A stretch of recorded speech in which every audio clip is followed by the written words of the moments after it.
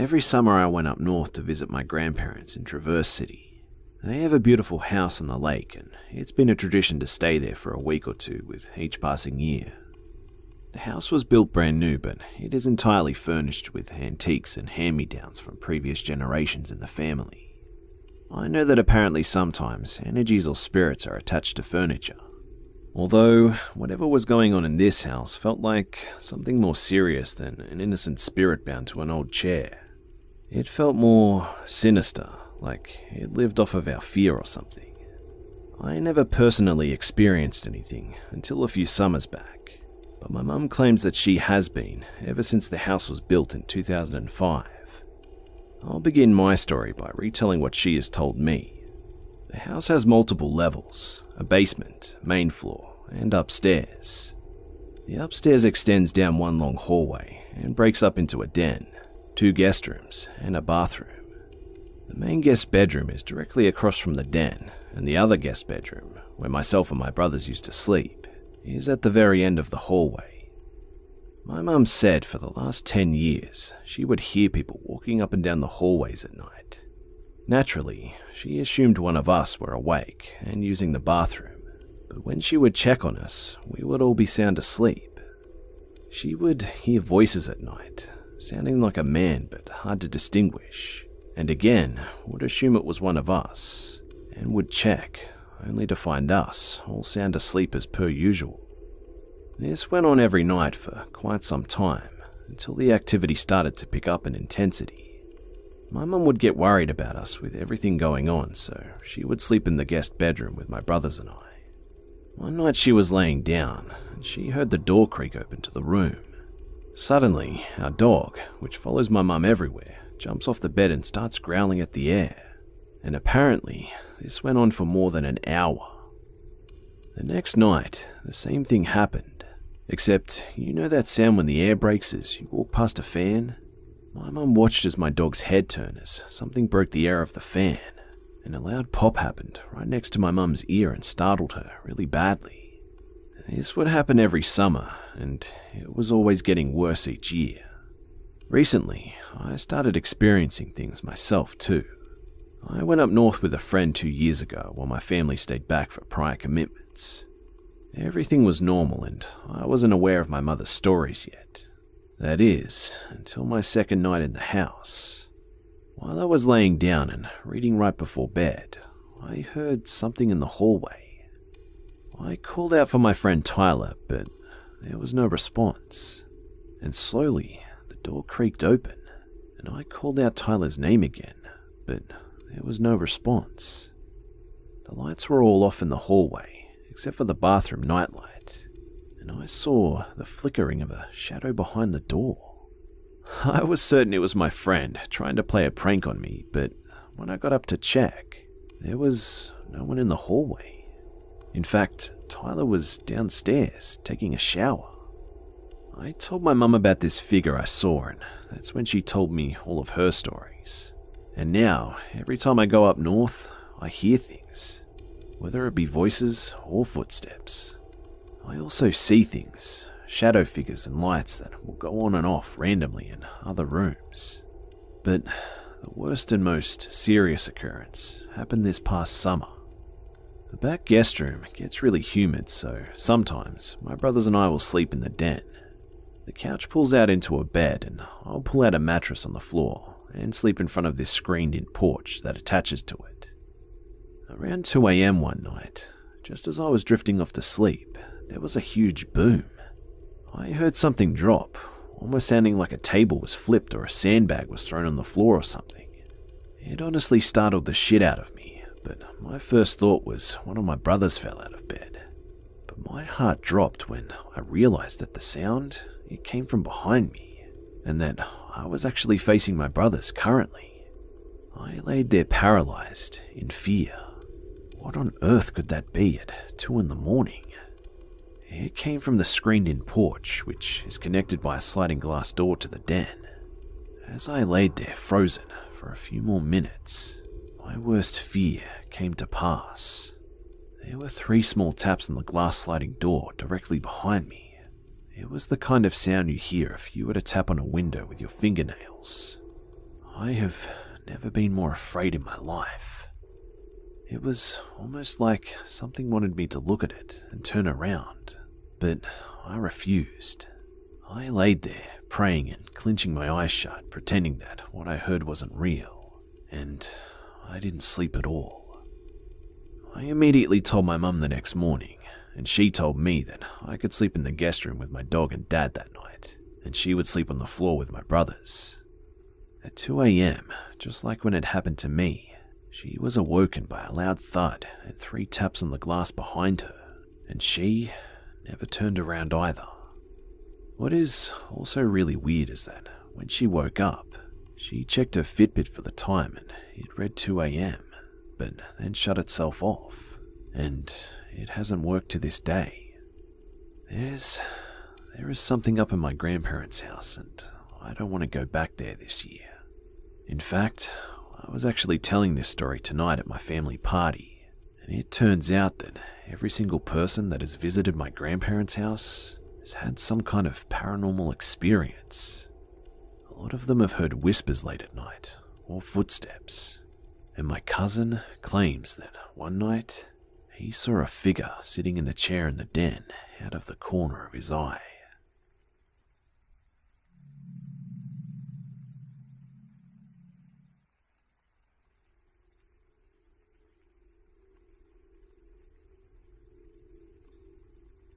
Some few months ago, a friend of mine in the Navy was given orders to be stationed in Virginia. She had attempted for a while to find a renter for her house, but was unsuccessful. Still hopeful, she offered to let me stay at the place for free if I help her find a renter and keep the maintenance on the place. Additionally, she had to leave one of her cats behind because she had no room to take it. It seemed a bit negligent if you ask me, but it wasn't my decision, and I love cats. Originally, I was pretty excited to live in a house for free. I live in the barracks and it can get cramped being in a small room with another person, so I accepted. When I got to the place, however, I was really disappointed. The house was large, but holy hell was it trashed. There was junk laid around willy-nilly, dust covered everything, fleas were everywhere, and it definitely smelled like cats lived there. This was pretty surprising to me since my friend seemed like she was a pretty clean person. I was sadly mistaken though. Still, I stayed a bit hopeful. It would be simple to get some friends together and to clean the place up and make it comfortable. I helped her finish packing and we sat around and chatted for a bit. That's when she told me about her ex. He was Army, like me, but in a different unit than mine. Originally, he had been charming according to her, but had been unsuitable for her for whatever reason. When she called it off and told him that he had 2 weeks to leave, he became insufferably annoying and childish. He hit her boots, terrorized the cats, left the place a mess, more than it already was, and parked his car behind hers so that she couldn't leave without her pitching a fit. He eventually did leave, and that was the end of it, apparently. After she left, I pretty much stayed away from the place, until the scheduled day for me and my buddies came to clean up, dropping by every day to clean the cat box and feed the cat. One night, however, after dinner with a friend of mine, she offered to tag along with me to go feed the cat.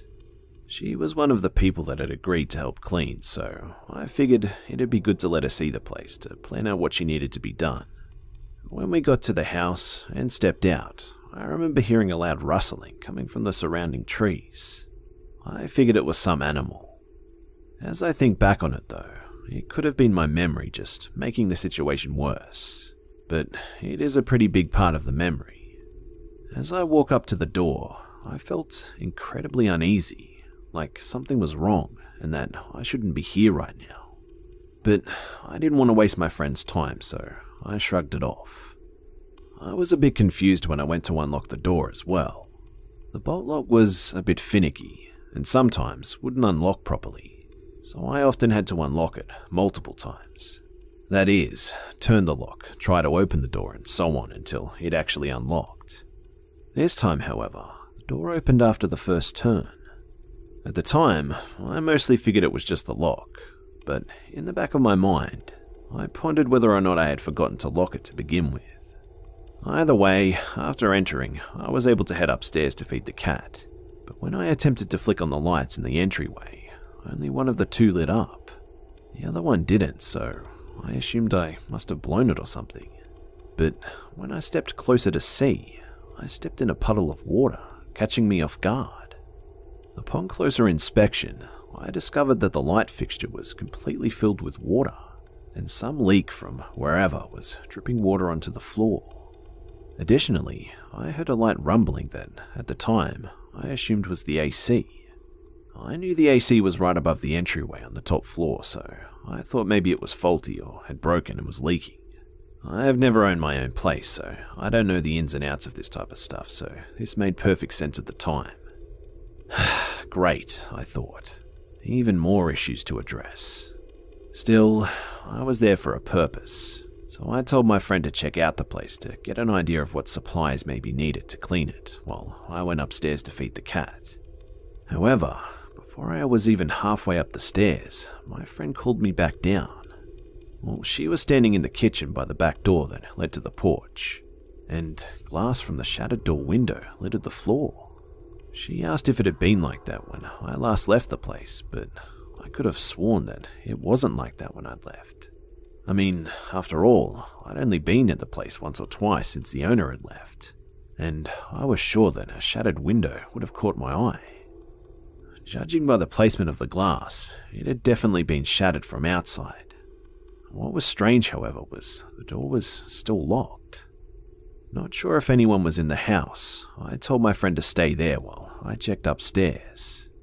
I had no weapons on me, and I doubt the place had any guns, but funnily enough, my friend was really into sword collecting, and many of them were downstairs. So I picked one up and tiptoed upstairs, hoping my childhood memories of stick fighting could possibly help me. Luckily, no one else was in the house, but just to be sure, we both waited outside while we called the cops. After calling the cops, I called up the owner and told her everything that had happened. The obvious break-in was very strange, because nothing was stolen, and the place wasn't in any worse state than when I left, as far as I could tell anyway. The only things out of place were the broken window, that same door still being locked, and the possibly unlocked front door. At the time, I assumed that the water was not associated with the break-in, because with all of this evidence, we assumed that my friend's ex had done it, since it seemed that he either was looking for something specific, or just wanted to be destructive, and probably hadn't even entered the house.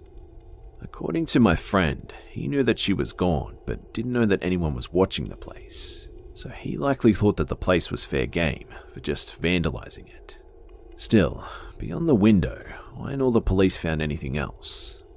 Well, at least that night, anyway. After this event, I of course was still very uneasy about going back to the place.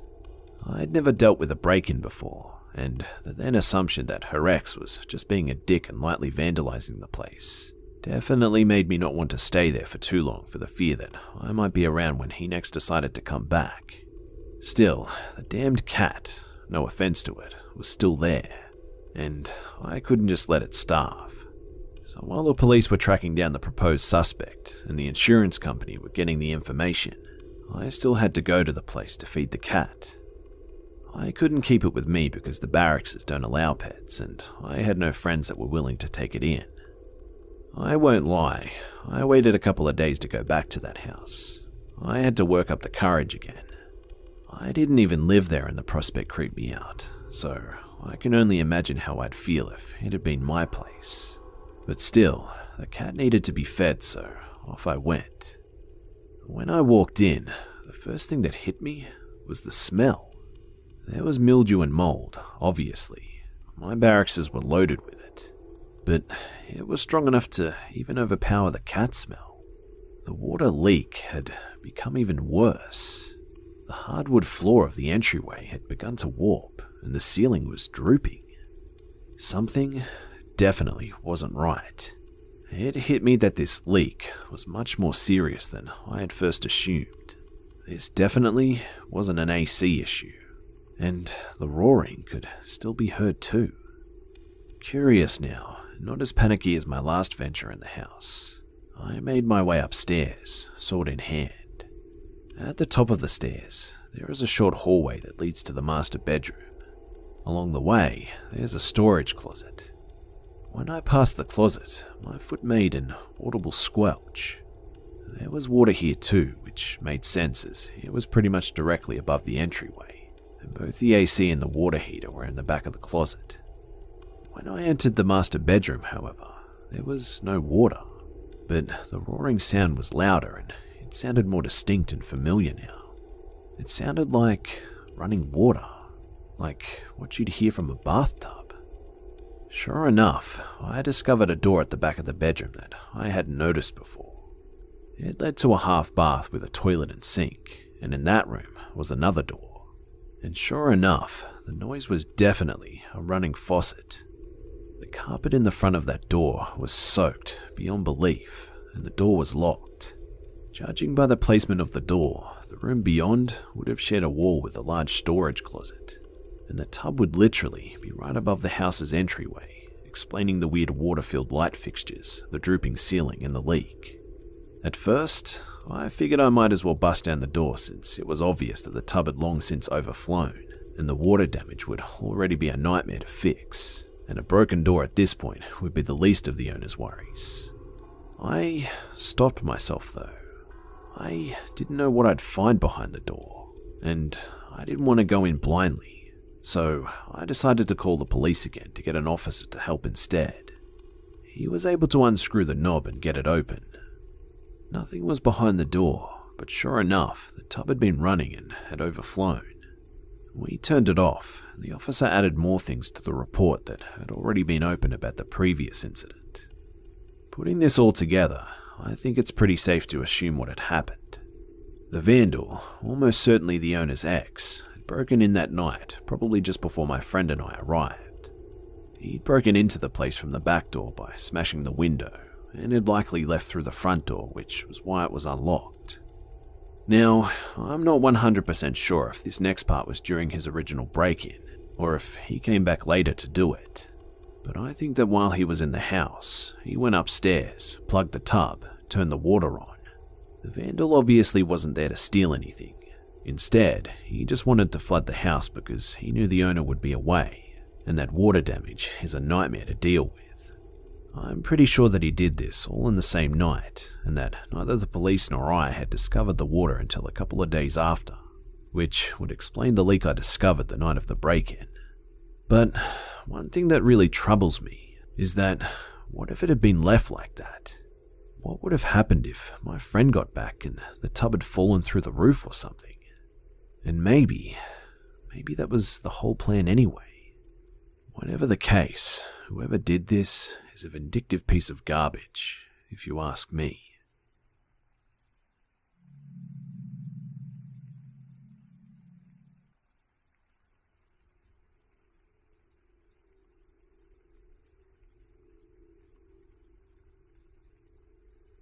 For about 7 years in my early 20s, I worked as a support staff for a company that provided residential services to people with mental disabilities. It was a pretty cool job, until this occurrence. The house I worked in was dedicated to the care of 14 to 18-year-old boys. We often would receive different clients who would stay with us for any length of time, some short, some very long-term. Jeffrey was a 15-year-old autistic teenager. He was a great kid. I'd never had any problems working with him or any issues with his behavior. His parents just simply weren't well equipped enough at home to provide the care that he needed. His family, meaning his mother, father, and sister, would come visit about every weekend, which was nice, considering that some parents dropped their children off and wouldn't even return.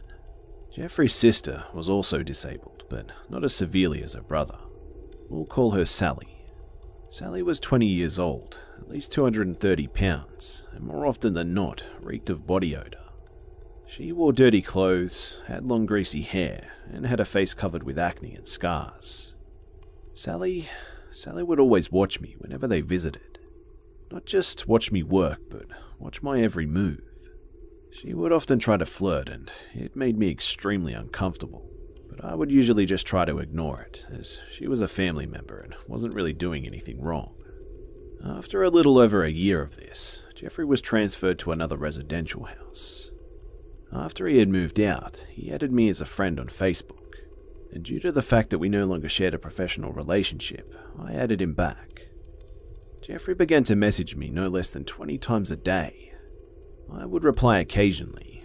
I figured perhaps he wasn't liking his new house, or maybe he just wanted to try and keep in contact or something. I mean, most of his messages were simply, hey, hi, or what's up. But after about a month or two, the messages picked up. There were at least 2 messages an hour, all hours of the day and night. And after receiving a message stating, it's very fucking rude to see someone's messages and not reply, I deleted and blocked Jeffrey on Facebook not long after that. It had gone from being annoying to unnerving. Everything was pretty quiet and had returned to normal for about a month. One night, after work, I came home to my normal apartment. I made myself dinner, played some Xbox and went to bed at about 12:30. Around 9:30, there was a knock at my door. I checked, but there was nobody there. I figured they just knocked on the wrong doors. There were several people living in my apartment complex. Somewhere around 3 in the morning, though, my dog started to growl and bark. I awoke to the sound of a large window in my living room shattering. Well, I immediately turned on the bedroom light and dialed 911. To my surprise, the attempted intruder was caught by security, and surprisingly, the police showed up a lot quicker than I thought that they would have. They assessed the damage and made sure that there was nobody in my apartment or that nothing was missing. Before they left, they brought me outside to see if I could identify the would-be intruder. When I walked outside, part of me was shocked. There she sat, Sally, handcuffed in the back of a squad car. I was able to identify her immediately. In the aftermath, police discovered that apparently she had been planning this for a long time. She had gotten into Jeffrey's Facebook, which he'd not been using for a long time, and every single message was from her. She'd been keeping several diaries and write about me in fantasies, and her tone would often change from happy and loving to angry and disturbed. And she would often write about ending my life. Listening in court to those diary entries was the most disturbing part of all. She was actually convicted to 6 years in prison for breaking and entering, and due to her various diary entries, premeditated intent to commit assault with a deadly weapon. Last I had heard, her family had moved far away, and I can't say that I blamed them. After I found a new place to live, I just wasn't comfortable there anymore.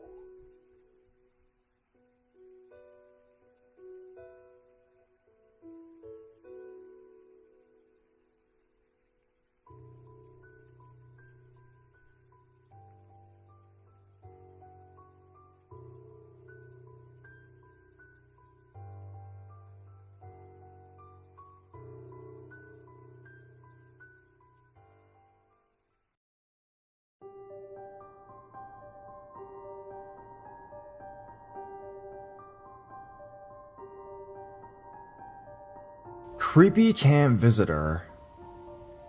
My friend pointed me to this page earlier today when we were all swapping creepy stories, so I thought I'd share mine as well. Last year, my friends and I went camping in Allegheny State Park.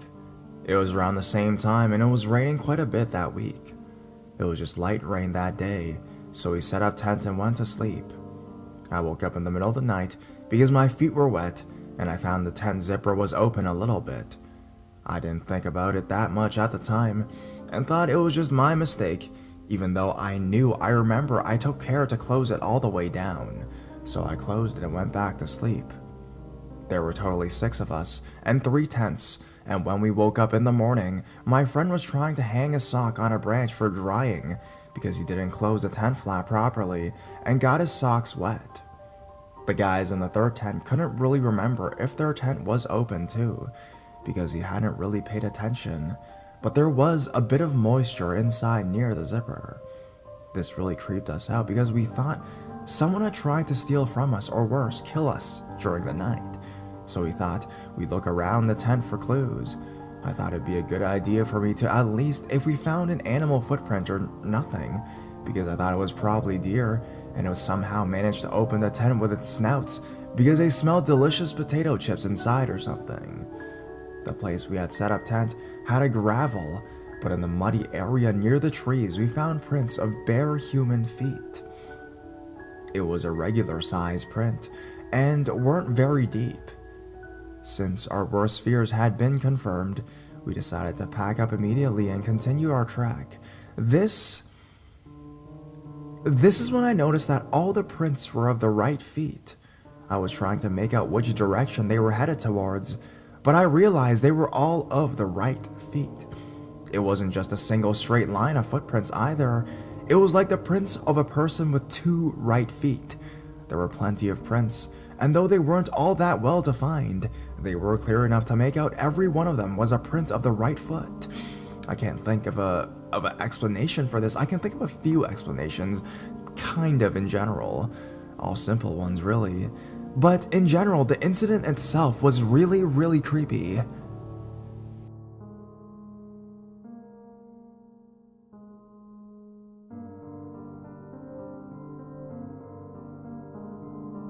Do ghosts appear when, after you are afraid?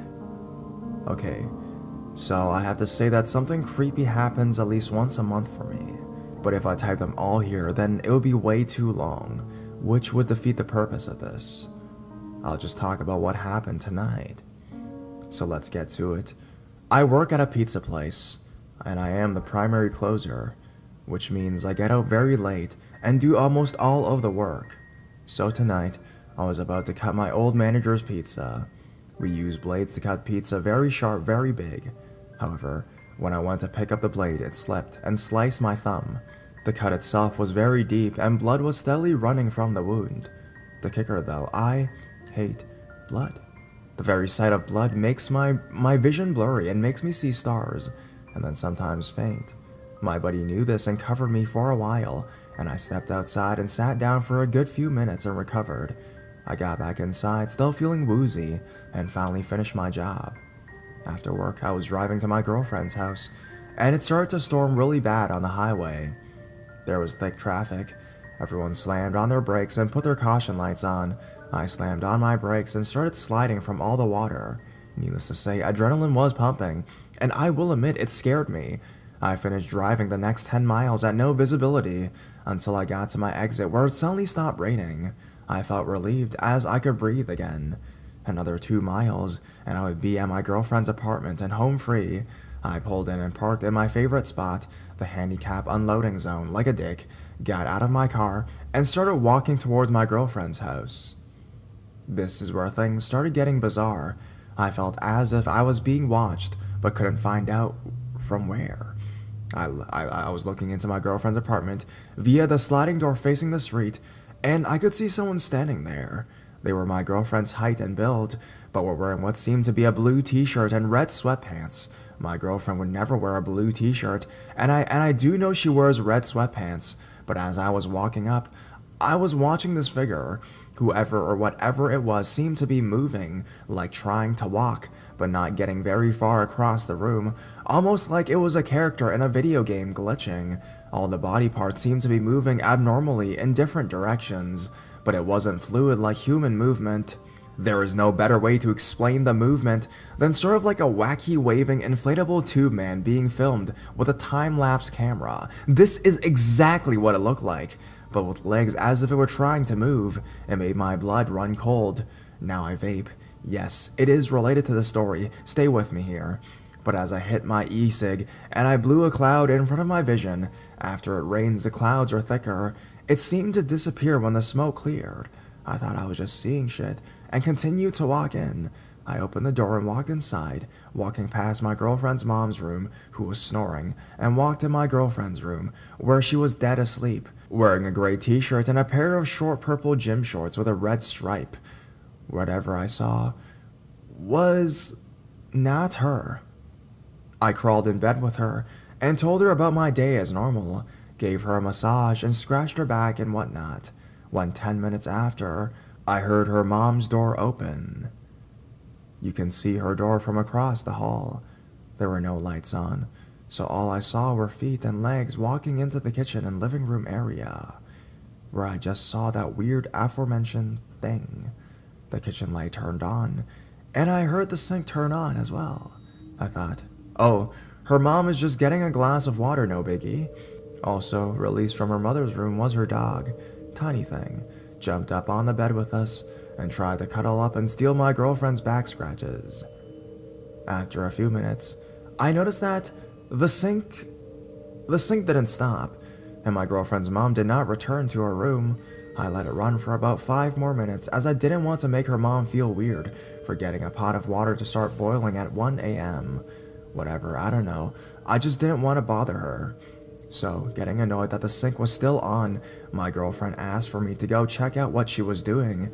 I got out of bed and walked into the hallway that was now being partially illuminated by the kitchen light, and noticed something that made my blood run cold. As I made my way past her mother's room, I could still hear her snoring. I turned around and peeked in her room to find her wrapped up in blankets with the other dog cuddled up on her neck. I turned around thinking, oh shit, oh shit, oh shit, this is where I die. If I were watching this in a movie, I would scream, turn around, bitch, and run back into the other room, shut the door, bitch, go, go, go. But for some reason, I decided to walk into the kitchen. I looked around and found a normally messy kitchen, but the faucet was on full blast. I have this feeling a lot when I know I'm either walking into something paranormal or I know there is a spider near me. It's the same feeling. I reluctantly walked into the kitchen and turned off the faucet. The faucet was now off. I thought mission accomplished, now get the fuck out of there, but looked around just to see if I could see my glitchy friend again. But it was nowhere to be found. As I turned my head, something weird happened. It was as if I entered a cave or put on noise-canceling earphones. I could no longer hear a single thing. Not the neighbor's washing machine, not the refrigerator, not the rain outside, not the AC unit outside, not the lights, or my girlfriend's snoring mother. It's just all the sound around me just got hit by some universal mute button. I've never heard anything that silent in my life. I still couldn't see anything, so I decided that whatever it was wanted me to get the fuck out of there. So I woke my girlfriend back up, got her to lock the door behind me, left, and I went home and started typing this post right now. Sure, it's a long post, but what do you think? Did something see me as weak for being scared during the day and decided to fuck with me? Was it just seeing this stuff because I was ready in a heightened sense of alertness? Do paranormal things take advantage of you because you have been scared earlier in the day?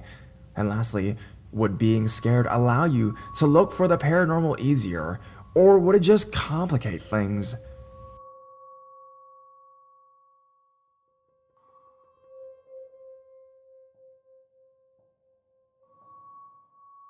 I still can't think of a logical explanation for this.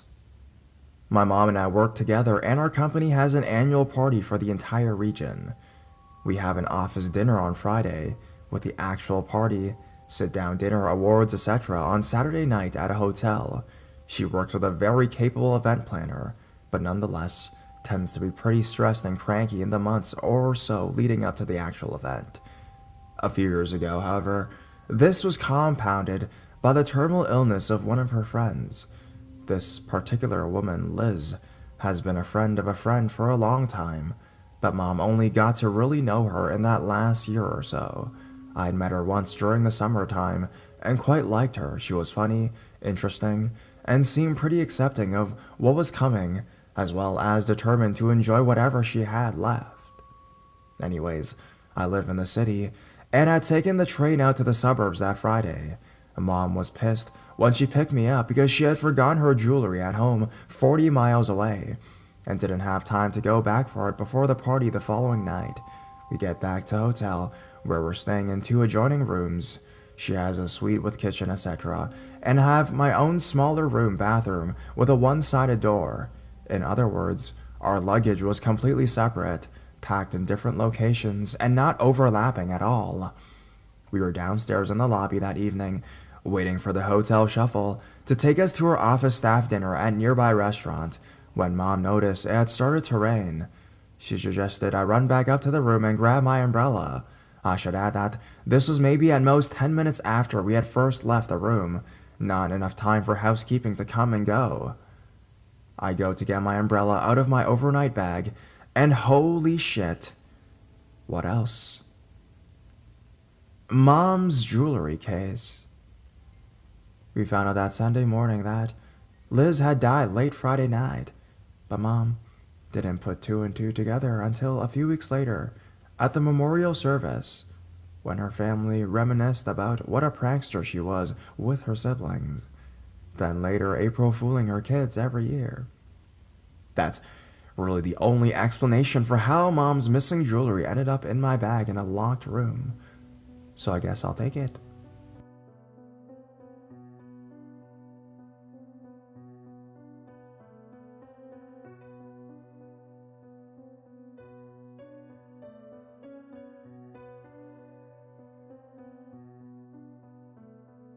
The Wanderer posted this over on the creepy subreddit yesterday, but thought it might be an interest to some on here as well. Honestly, I don't know if it would be considered paranormal, but the whole event still feels somewhat unnatural to me. A couple years back, myself and my mother were visiting her sister in the north of the country, a few hundred miles from where we lived. My mom had decided to drive rather than take the train, and after staying the weekend, we started our return trip. We left on a Monday morning, but as the distance to our town was so great, we called in with my mother's friend with the intention of spending the night. It was a really nice house, but it is literally in the middle of nowhere, at least a mile from the next nearest house, and miles again from the nearest shop or town. As we got close to the house, a summer storm hit. Torrential rain, thunder, and lightning. It was huge. It turned out to be quite lucky we had planned to stay overnight, as driving conditions had become quickly dangerous. The house was undergoing massive interior renovation at the time, which meant my mom and me would be spending the night crashing in the living room, as all the spare rooms were out of commission. Once the workmen had left for the day, we spent most of the evening on the back porch watching the storm before we turned in for the night. I crashed on the couch, while Mom took a leather divan type sofa that was placed directly under the window that I faced the driveway. Late into the night, I woke up feeling very uneasy, as if I was being watched. I opened my eyes, but didn't move anything other than my head towards my mom, who was sleeping. There was a hooded black figure standing at the window over my mom, with his hands up to the window, as if he were trying to see if anyone or anything was inside the living room. The driveway had a very powerful light fixed on a pole at the edge of the front yard. My mom, exhausted from the driving, was completely out for the count, despite the window being no more than 18 inches from her face. The figure continued to slowly scan the room, then stopped suddenly, as if he had just seen me. The yard light was positioned so that no light was cast into the house, so the room was completely pitch black. By now, the severity of the storm had increased, and thunder and lightning was striking frequently. As if on a cue, a lightning strike hit and seemed to illuminate the inside of the living room. The figure leaves its vantage point and started walking towards the right-hand side of the house, where there is another window offering a better view of the living room. Without saying anything, I waited until the figure was out of sight and slid off the couch, scuttling into the doorway just off the living room and out of the second window's line of sight. I peeked from behind the wall and can see the figure at the second window.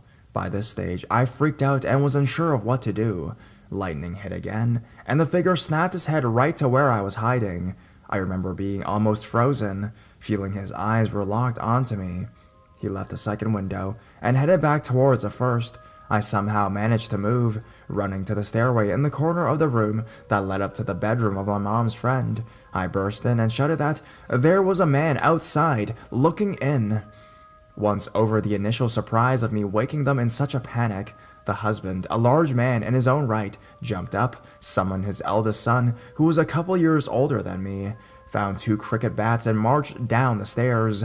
The rest of the family and myself followed warily. My mother, having been woken by the commotion, met us at the bottom of the stairs, having just been passed in the hallway by her best friend's half-naked husband, toting a cricket bat and marching out into the storm. I explained what happened, but could tell my mom was an equal part skeptical as she was shocked. We waited for what seemed like an eternity in the darkness, and no one thought or perhaps dared to turn on a light. Mom's friend tried to reassure us it was just a late-night traveler who had broken down or got lost. Her husband and son returned after a minute or two. The husband went as far as to get changed and checked the grounds before he hopped in his car and drove the road a couple miles in both directions. There was nothing. There had been no sound of a car leaving the driveway or any physical evidence of anyone being outside at all. This did little to reassure me, and I was unable to shake the feeling of being watched that originally woke me that night. We managed a fitful night's sleep before we gathered our things to set out the next morning. My mother was convinced I had imagined the whole thing and told her friends so by a way of apology. This annoyed me at first, although I knew that the most logical explanation for them was that, as no one else had saw the figure. Looking to forget the whole experience, I did not argue the matter. As Mom said her goodbyes, I went and snapped a picture of the house before returning to find her waiting by the car and ready to go. I quickly popped my head in the house to say my own goodbyes and apologize for waking them last night. Our car horn sounded, and the husband remarked Mom was getting impatient, which is not like her. I shrugged it off at first, but the car horn kept sounding, with 2 long continuous beeps, and a third and a final one, which was a good bit shorter. I went to the side of the house to where a car was parked. It hadn't moved, and sat with all the doors closed apart from the passenger door on the driver's side, which was wide open. It was as I got closer to the car that I saw Mom, slumped over the steering wheel. Frantically, I pulled open the door and tried to shake her awake. I found the pulse on her neck, which seemed strong, but she seemed to be completely unconscious. I pulled her out of the car and shouted for help as I carried her into the house. I set her on the same couch I slept on the night before, and with the help of her friend, tried to bring her around from what we assumed was a random fainting spell. Thankfully, she revived quite quickly, and within the hour was ready to hit the road. Her friends were more than happy to let us stay for the day, but she was keen to get home, and I was keen not to spend another night there. She didn't remember passing out or even getting in the car, and it was only on the way home the question finally occurred to me for the first time. Why was the passenger door open?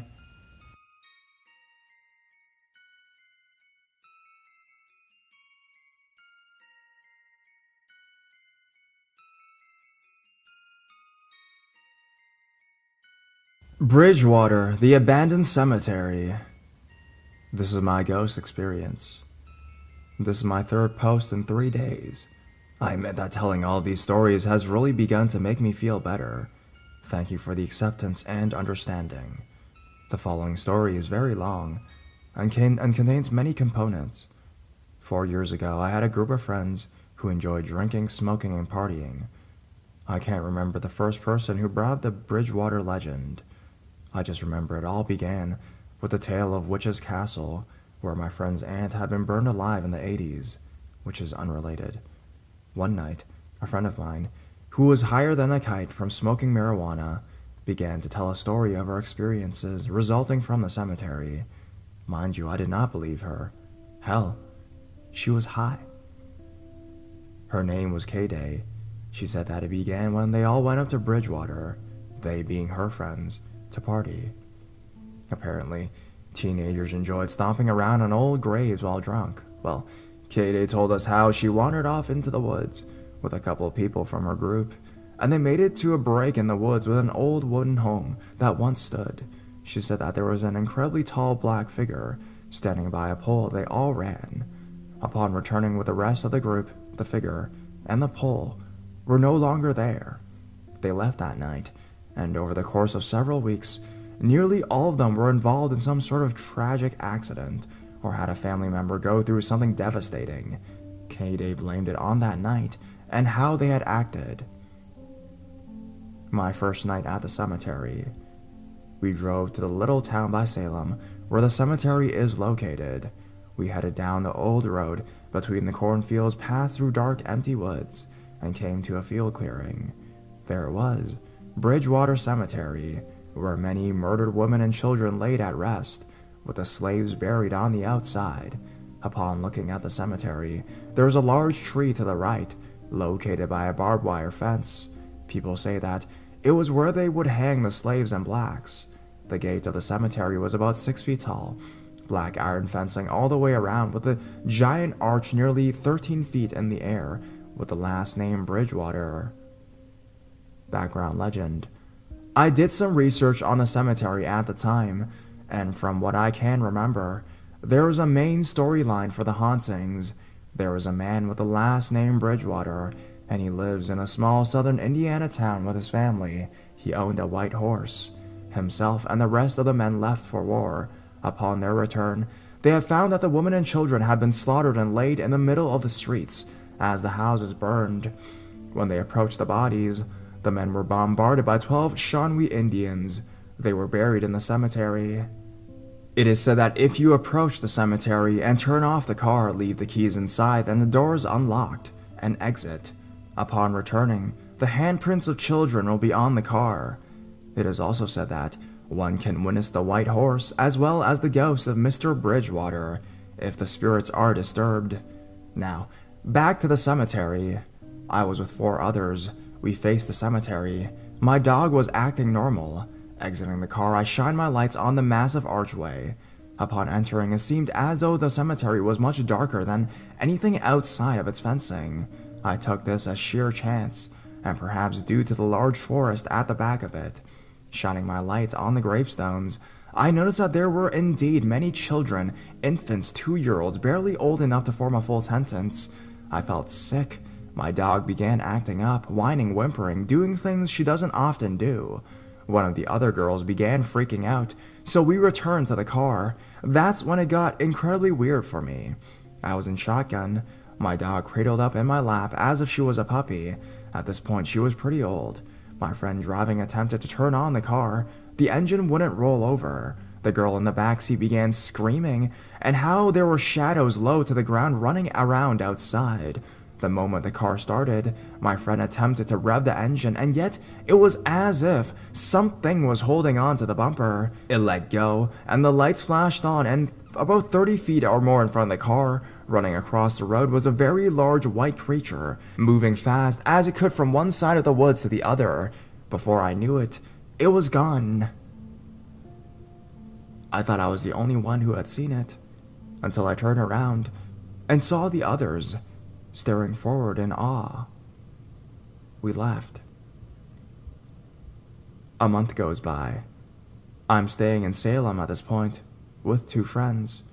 We think it to be a good idea to make ourselves our very own Ouija board and head back to the cemetery, seeing what else we can get to happen. Why not, right? We were wrong. We get to the cemetery. I have a white candle, incense, a prayer prepared, and the handmade board.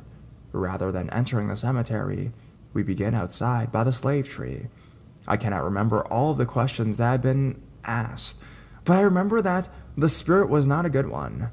Rather than leaving, we enter the cemetery. I got in touch with a woman who said her initials were CKB.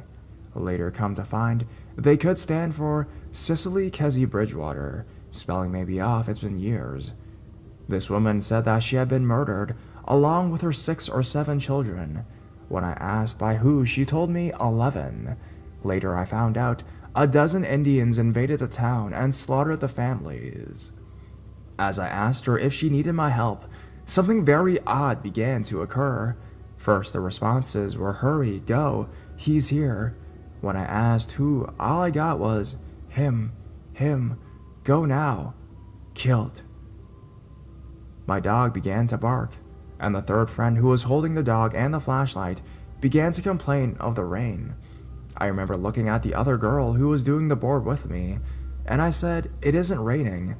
That was until I looked up around and noticed the gravestones were getting wet, and the grass was getting wet. Katie and my dog were getting wet, yet the girl and I were perfectly dry, as was the board. Yet the moment she picked up that board and blew out the candle, I felt the rain hit my arms. We raced back to the car. There were shadows racing through the woods. I felt as if my heart was going to jump out of my body. We made it to the car and sped away, terrified of becoming lost in the cornfield maze. We reached the gas station. As one of the girls went inside to pay for gas, I began researching the cemetery on my phone. That was when I assumed I identified who CKB was. It was just too uncanny that the story matched up with the historical events recorded, something none of us knew prior to the visit. While researching, I heard a gasp followed by a whimper in the driver's seat. I looked over, and Katie was pressed so far up against the window, staring towards the seat behind shotgun, pale as could be. I asked her what was wrong, and she merely pointed. I turned around and saw it. Through the fog that had formed inside the car due to our breath and the rain outside dropping the temperature, was a handprint on the window. Not an adult-sized handprint, but the handprint of a child, a very small child, no older than 3 on the inside of the window. I made a mark next to the handprint to see when it had been made, and it was just as fresh as mine. Mind you, the person who was in the back seat had been sitting behind the driver and pumping and paying for gas, and took a smoke break for the last 5 to 10 minutes. I felt cold chills run down my spine as each hair on my arm stood. Something was with us. We returned to Katie's grandmother's house, silent. Hours went by before I made it clear that we must return and close out the board. Something followed us. They thought I was crazy. After coercion, I got them to take me back. I sat down in the same spot, lit the candle and the incense. I attempted to get into touch with CBK again. Before I could, a bunch of young adults showed up in their cars, half drunk.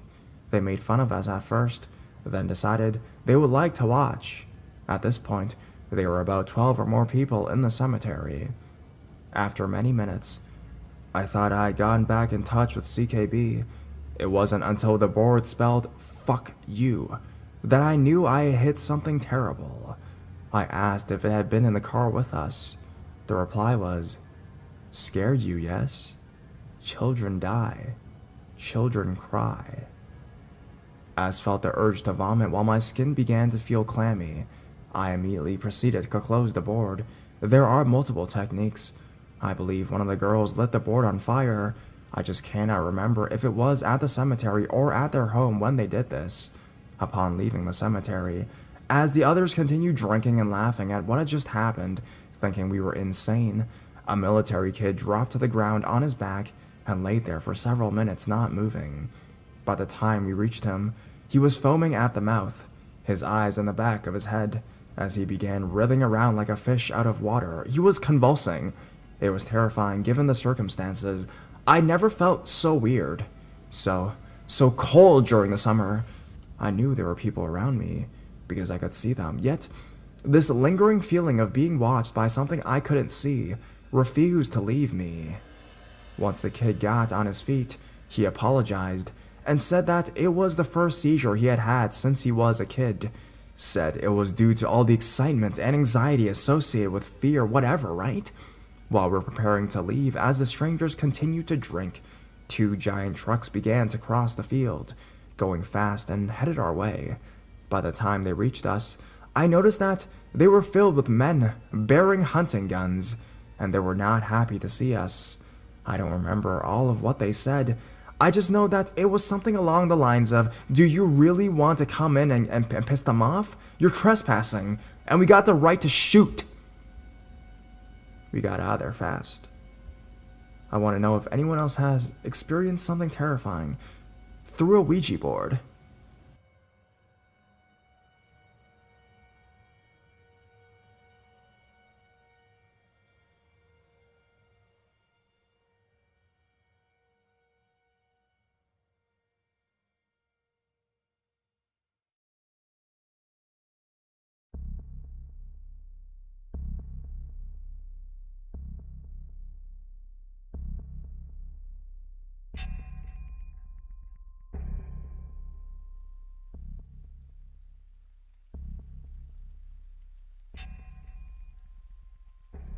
I'll start off with a creature that most of you are familiar with, the Wendigo. If you've been watching videos on this channel for a while, you may have heard me narrate a few stories about them. They're an Algonquian legendary creature said to still inhabit parts of Canada and the USA. In recent years, they've penetrated the mainstream consciousness thanks to shows like Supernatural and games like Until Dawn. A Wendigo is a former human who, at one point in their life, became a cannibal. It doesn't matter if they ate human flesh out of desperation or for pleasure. They become consumed by an intense desire to eat more and more, developing an insatiable appetite for human meat. One Ojibwe teacher and scholar gave this description of the creature. The Wendigo was gaunt to the point of emaciation, its desiccated skin pulled tightly over its bones. With its bones pushing out against its skin, its complexion the ash grey of death, and its eyes pushed back deep into their sockets, the Wendigo looked like a gaunt skeleton recently disinterred from the grave. What lips it had were tattered and bloody. The Wendigo gave off a strange and eerie odour of decay and decomposition, of death and corruption. As you can tell, they're basically starving feral creatures, desperate to sate their hunger. No matter how much human flesh they eat, they're never satisfied. They always crave for more. That's why they're always described as having no lips, and they can never resist eating them.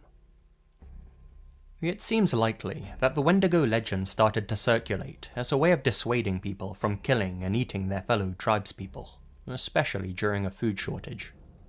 After all, Wendigos are traditionally associated with winter months. In the past, this was when food was at its most scarce, and when famines were most likely to occur. Nowadays, many natives see them as a symbol of greed and the corruptibility of the human soul.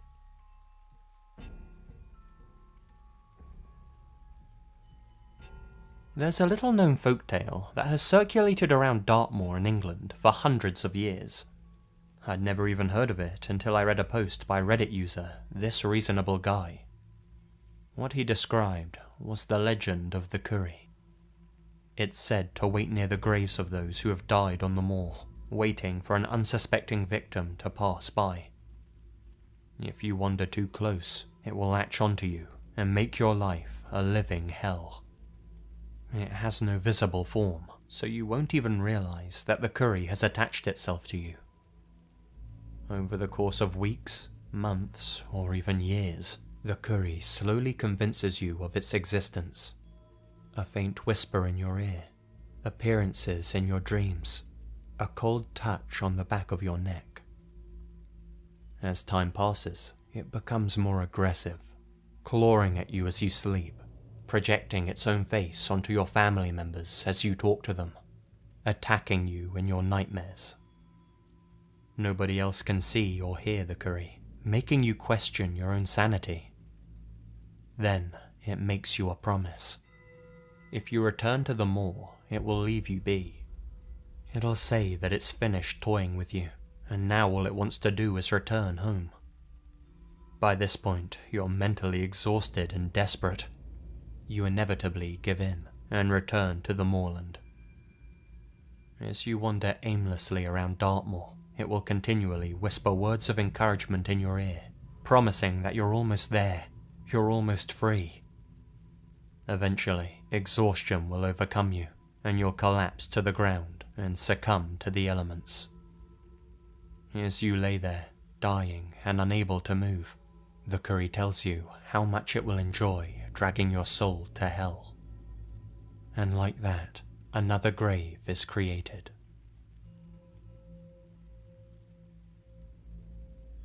La Llorona, the Weeping Woman of Latin America. Originating in Mexico, the story of La Llorona is as tragic as it is chilling. She's the ghost of a once beautiful woman named Maria. In life, she drowned her own children in a river after finding out that her husband was cheating on her. In her blind rage, she saw murdering their children as the ultimate revenge. When she came to her senses and realized what she had just done, she could no longer live with herself. She drowned herself in the same body of water. Now, trapped somewhere between life and death, Maria's ghost walks the earth, searching in vain for the souls of her lost children. It's said that at night, she kidnaps wandering kids, believing them to be her own. She then begs for their forgiveness and drowns them. It's for that reason that you're most likely to find her near lakes or rivers, weeping to herself. according to legend, anyone who hears her crying is doomed to live a shorter life. And those who listen for too long are marked for death. For generations, the story of La Llorona has been an effective tool for keeping children from wandering out at night. There's hardly anyone in the whole of Latin America who didn't grow up hearing this story. With any luck, they won't have heard her cries.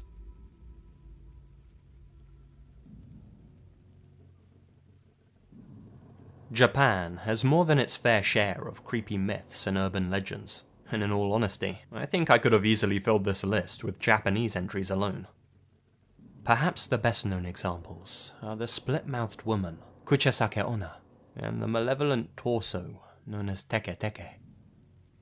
Then, of course, there's Sadako, or as you might know her, Samara, the ghost of a young girl who will kill you in 7 days if you happen to watch a particular haunted videotape. That was the plot of a popular Japanese movie called Ringu, which eventually got its own Hollywood remake in the form of The Ring. What a lot of Western audiences don't know, however, is that the plot is actually based on a Japanese folk legend that sprang up in the 80s, and which also inspired a horror novel in 1991. The legend itself is pretty similar to the movie. However, in the Japanese folk story, there's a number that you can call that will put you in direct contact with Sadako without even watching the VHS. First, enter your country's exit code. Next, dial 81, the Japanese dialing code. Once you've done all of that, Sadako's number is as follows: 090 4444 4444. She won't speak to you. She won't tell you that you have 7 days left to live like in the film. Instead, you'll hear her making an extremely unsettling and unnatural high-pitched sound. According to those who have called the number, the sound is so disturbing that you'll want to hang up immediately. They've also reported feeling extremely uneasy in the days following the call, with some saying that they can sense an unwanted presence in their house. Within a week of calling Sadako, something extremely traumatizing will happen to you. That doesn't necessarily mean you'll die. Her wrath could take on the form of a tragedy or a life-altering event. Needless to say, nothing good can come from calling her. God knows I'm not going to.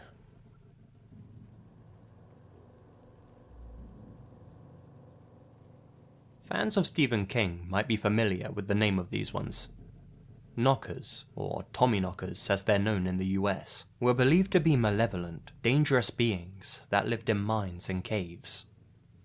In England, they were thought to be little elf-like creatures, whereas in America, they were believed to be more ghostly. Whatever the case, they were widely considered to be real by both British and American miners well into the 20th century. The Tommyknockers got their name from the distinctive knocking sound that echoed through mines just before a cave-in. Many miners thought that the knocking sound was the creatures hammering at the support beams, trying to kill the workers inside the mine. Others, who had a more positive view of the Tommyknockers, believed that these knocks were actually their attempts to warn the miners of an imminent cave-in. Either way, this knocking sound was the most terrifying thing any miner could ever hear, and one they all dreaded, particularly those who were deepest in the mine. After the first few knocks, those inside the mine would scramble for the exit, praying that the support beams would hold out long enough for them to make an escape. Of course, not everyone would make it out when the cave collapsed, and those lucky enough to survive would tell of the Tommyknockers. In reality, this sound was most likely the creaking of earth and timbers as they gave way to pressure. Be that as it may, these folklore creatures were considered the bane of many a miner's life, and a real concern for them and their families. Even as late as 1956, a group of miners refused to continue working on one particular shaft until the mine owners agreed to have all of the Tommyknockers inside removed. The owners agreed to their terms. Obviously, Tommyknockers are no longer a concern for modern-day miners. That's not the case for people who like caving, though. Some spelunkers still believe in the creatures. You see, when you go caving, you might occasionally hear a knocking sound coming from deep inside the twisting paths and chambers of the cave. Some people, particularly those who are a bit lost, feel compelled to follow these knocks. Oftentimes, the knocking only leads them deeper into the cave or to an area where the person gets stuck, never to resurface. Whether these knocks are natural occurrences or something more sinister is for each individual caver to decide. Just another reason to stay away from caves altogether, really.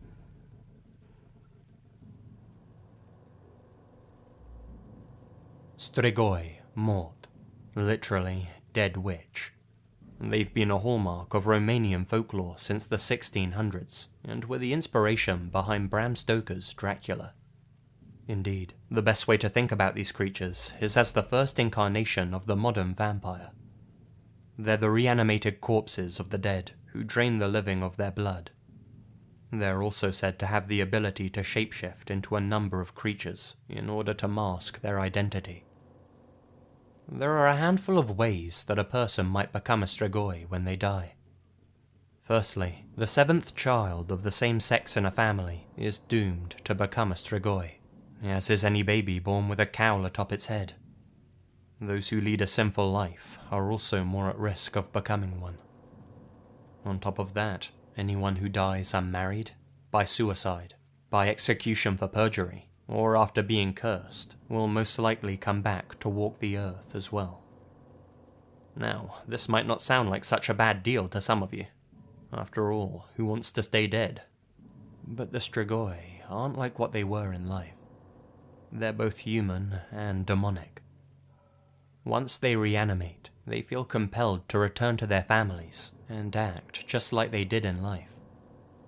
The Strigoi's very presence weakens their family members, and as time passes, they die one by one.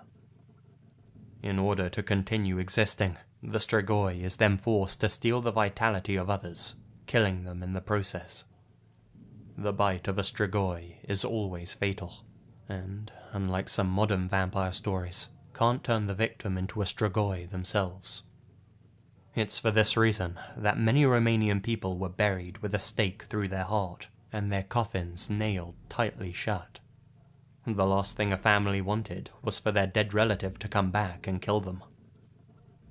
Despite becoming widely popular in modern fiction, and a staple mark of the horror genre, many Romanians still believe in the existence of the Strigoi. In 2004, a Strigoi hunting party was formed after a woman claimed to have been visited by her recently deceased uncle. The group dug up the old man's corpse, tore out his heart, and burned the body to ash. The ashes were then mixed with water and drunk by the group members. In order to present a modern image of their country to the world, the Romanian government sentenced the members of the group to serve 6 months in prison. Despite this, many people in the Marătinu de Sus area still drive a fire-hardened stake through the chests of dead relatives. In a slightly older case, though still modern in the grand scheme of things, an old man's body was exhumed in 1969 in the Romanian city of Capătăneni. After the old man had died, several of his family members also began to die under mysterious circumstances. It was believed that he was a Strigoi. When he was dug up, the man's body showed no signs of decomposition.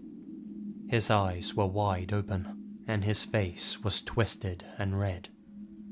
The corpse was burned in order to save the old man's soul.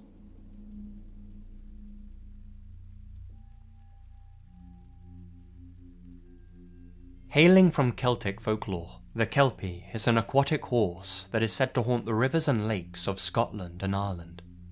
There's also a pretty much identical creature in Icelandic legend called the Nikor. They're said to be beautiful black horses that stand near large bodies of water. If you ever see such a creature by a river or lake, be sure to keep your distance. Those who touch or mount the horse become stuck to it completely unable to free themselves. Then, the Kelpie will slowly walk into the water, drowning whoever is glued to her. Pretty much every loch in Scotland has its own Kelpie story. Perhaps the most popular tale is that of a group of young boys who encounter a horse at the water's edge in Perthshire. All of the youngsters clamber onto the horse's back, all except for one, that is, who stays on land and pets the horse's neck. He soon realizes that his hand has become stuck to the horse. The boy looks down and notices that the horse's hooves are backwards, the mark of the Kelpie. As the creature begins to walk into the loch, the boy is forced to cut off his own fingers in order to free himself. His friends, who have no way to cut themselves free, are carried into the water. Some of their entrails are found later, their bodies presumably devoured by the Kelpie. Though not a direct encounter, here's another story shared by Reddit user Myuuji. I was 7 to 8 years old, visiting my grandparents in the countryside. According to my grandmother, she woke up in the middle of the night to her cow's abnormal mooing. She went outside to check and saw me walking into the fish pond. I didn't wake up after entering the water. She barely pulled me out of the water before I fell into the deep part of the pond. I was shaking uncontrollably. She had to carry me inside. It took half an hour to wake me up. When she asked what happened, I apparently half-consciously answered, I was following the pony. The origins of the Kelpie aren't exactly known for sure, but there's one prevailing theory. Horses are dangerous animals. They kill more people each year than you probably realize. People fall off them and break their necks all the time, and their kicks are easily strong enough to rupture your insides. On top of that, messing around with a nobleman's horse back in the day could have landed you in some pretty hot water. This legend might have started as a cautionary tale which parents told their children, the moral being, never touch a horse you don't know. Ironically, the story of the Kelpie probably saved quite a few of our ancestors from dying young. Who knows? Maybe you owe your very existence to the Kelpie folktale. As a little bonus, I've left a link to a small but nicely drawn comic about the Kelpie. It's down in the description.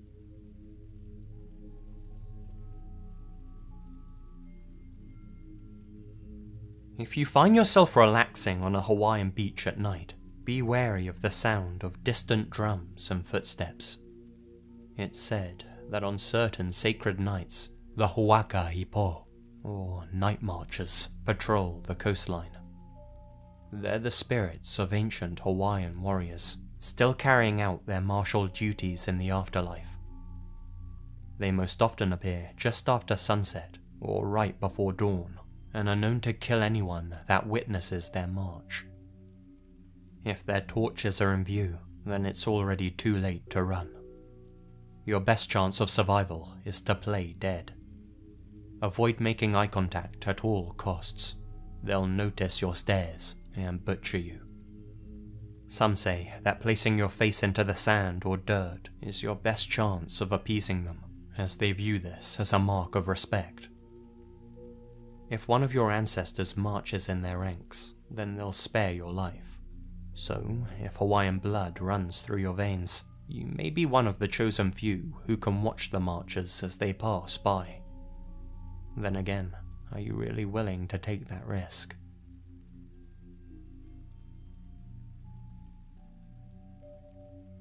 In Norwegian folklore, Draugen are the ghosts of sailors who perished at sea. They continue to sail the waters on the splintered remains of their ships, appearing on stormy nights to drag down the boats of the living. Anyone foolish enough to set sail at night risks hearing their distinctive wailing and screaming, the calling card of the Draugen. Then, after making all this noise, it appears. A contorted, fish-like face, soulless black eyes, a gaping mouth, monstrous in size. As quickly as it manifests, it drags down the sailor's ship below the waves, all the way down to the bottom of the ocean. All the crew drown, and their unfortunate souls are doomed to resurface as Draugen, cursed to drift across the ocean forevermore, searching for fresh victims of their own. In one particular folk story, a Norwegian sailor tries to escape this fate when he encounters a Draugen on a nightmare voyage. The man knew that the only way to survive an encounter with a Draugen was to make it to shore before it could reach you. The man does indeed make it back to dry land, but the Draugen continues to pursue him anyway. In desperation, the man sprints to a nearby churchyard and begs the spirits of the dead to protect him. In the morning, there's no trace of him left, but all of the graves are completely empty and covered in seaweed. Perhaps this story started circulating after a mass grave robbery took place. It's hard to say. Whatever the case, these demonic mermen are certainly enough to keep me on dry land for a good long while.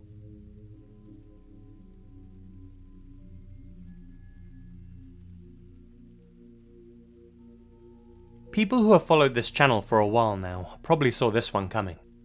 Much like Wendigos, I've covered skinwalkers a fair amount in previous story narrations.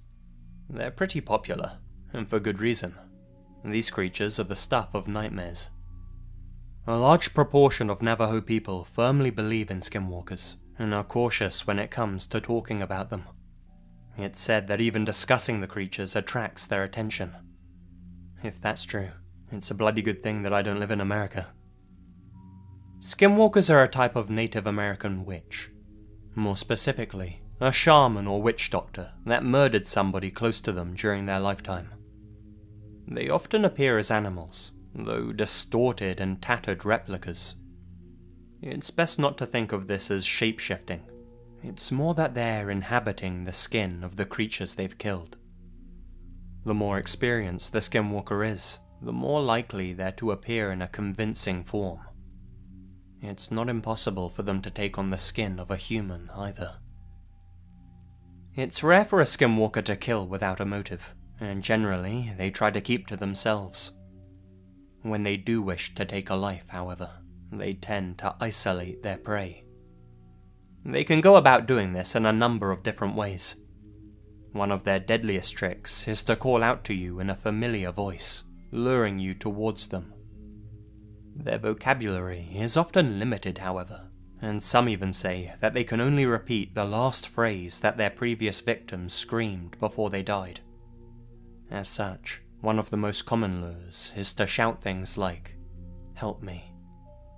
A well-meaning bystander might run deep into the woods to see if anyone needs help, only to be met with a skinwalker. They aren't invincible, however, and as such, they're unlikely to attack groups of people. Should a skinwalker believe the odds are against them in any situation, they'll likely flee. If you ever spook a dog or a deer or coyote, and see it stand up on its back two legs and run away, you'll know what just crossed your path. I won't go into any more detail about them here, since I've covered them so much in the past, but I just couldn't leave them off this list.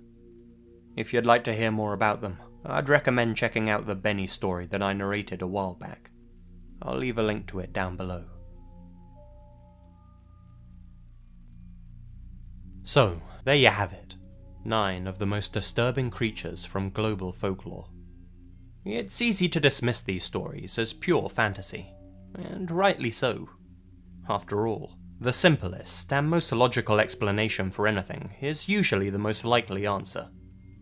We can all sleep soundly tonight, safe in the knowledge that none of these things really exist.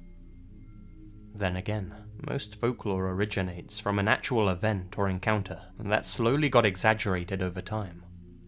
Maybe there's more truth behind these encounters than we'd like to think. I'll let you be the judges of that.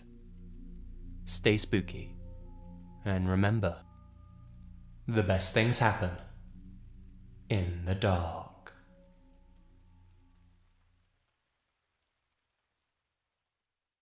090 4444 4444 44 4444 4444 4444 4444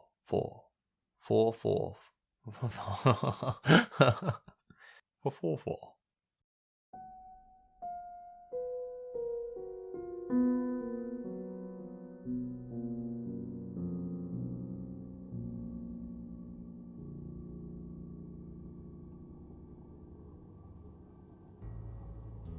Number 1.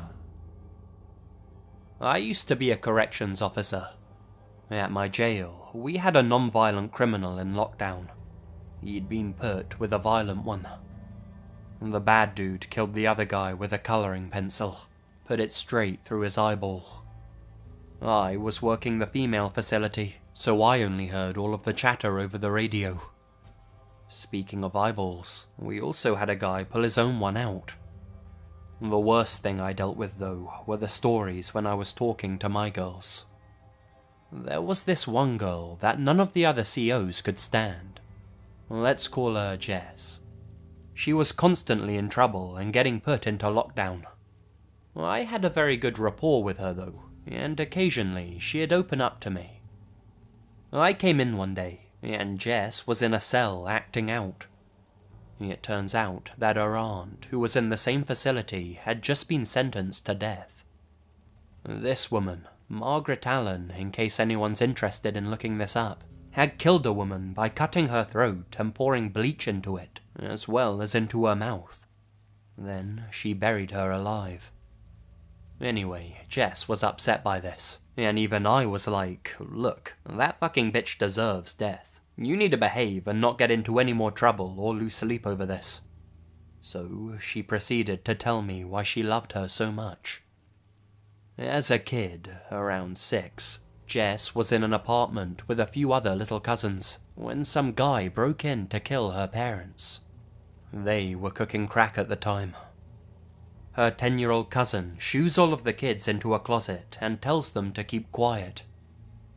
Jess's best friend, the same age as her, hears screaming and runs out. She's also shot dead.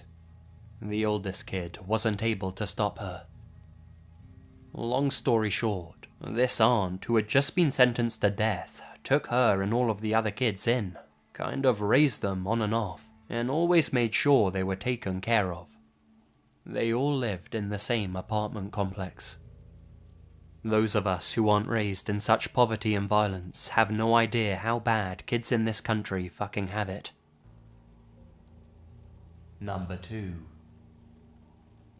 2 months after my brother and his wife bought a new house, they had to go out of town and needed their cats fed. Their house and my office are both a good drive from my apartment, but only a few minutes from each other. My brother said if I wanted, I could just stay over in the guest room rather than driving among the 3 places. So I got the keys and instructions and planned to stay there for 3 nights, Monday, Tuesday and Wednesday. Monday evening was uneventful until around midnight. I was lying on the living room couch watching Conan with a cat lying on my chest. I started to drift off to sleep. The next thing I knew, I was standing in pitch black darkness. I completely freaked out. I had no idea where I was. I felt around in the dark and felt nothing. Finally, I realized there actually was a faint blue light coming from above. I moved towards it, and then understood where I was. I was in the fucking basement. The light was coming through the basement door at the top of the stairs, which leads into the kitchen. Just enough moonlight apparently made it through from a window elsewhere in the kitchen. I bolted up the stairs, turned on the kitchen light, and closed the basement door. I was terrified until I calmed myself down enough to come to the conclusion you probably already came to. I had sleepwalked all the way down the stairs after opening the basement door, which I know was closed. A couple of things are important to this story. First, the basement. The house was very nice. Actually, more than they should have been able to afford. The only exception was the basement. I'd only seen the basement once when I'd first got the tour. It was totally unfinished, and was the one major thing they wanted to fix up. All they had down there were boxes and the washer-dryer. I had no reason to want to go down there, and had kind of forgotten it even existed. The other point is that sleepwalking is kind of a thing in my family, almost an inside joke. My brother talked in his sleep constantly, and would sleepwalk sometimes. It always scared the hell out of me. The idea of people doing things in their sleep just creeps me out to the core. Still does. My brother knew this and would tease me about it, so it was known in my family that I had this phobia, but as far as I know, I had never, ever sleepwalked until that night. The image kept playing in my mind over and over of me asleep, getting up from the couch, walking to the kitchen, opening up the basement door, and shuffling down the stairs in total darkness. Creepy as all hell. Anyway, I saw the TV was still on in the living room, playing The Wedding Crashers. I watched the rest of the movie, trying to laugh and think of the sleepwalking as a funny story to tell my brother. When I went upstairs to go to sleep in the guest room, I stayed asleep. That was night 1. The next morning, in the light of day, it didn't seem that scary. I texted my brother about it and joked around. All day, I wasn't bothered one bit, but as I'm walking out of my office to my car, I'm overcome by this sense of dread. All of a sudden, the thought of going to sleep in that house, and maybe sleepwalking again, is scaring the hell out of me. So I had a plan. I stop at the hardware store and pick up one of those rubber door stopper wedges. At the house, I jam this into the crack under the basement door and kick it until it's as far as it can go. I test it out, trying to open the door, and it won't budge. Perfect. Later, I go upstairs and fall asleep. When I wake up, I swear to God I think I'm dreaming. I was standing in darkness again, but this time I know exactly where I am. The smell is the same. The concrete floor under my feet is the same. I look around for the light from upstairs, and it takes me longer to find it because it's farther away. Last night I was only a couple of feet from the stairs. This night it was maybe 10 feet. I run up and turn on the kitchen lights. I see the rubber wedge on the floor, a couple of feet away, as if it was tossed there. Again, I can't stop picturing myself sleepwalking. Out of the bedroom, down the stairs, trying to open the basement door, bending down and yanking out the wedge, and then, again, slowly down into the darkness. I decided I was turning on the basement lights, and they were staying on. I opened the door and flipped the switch to the basement stairway. I saw there was a main switch at the bottom of the stairs.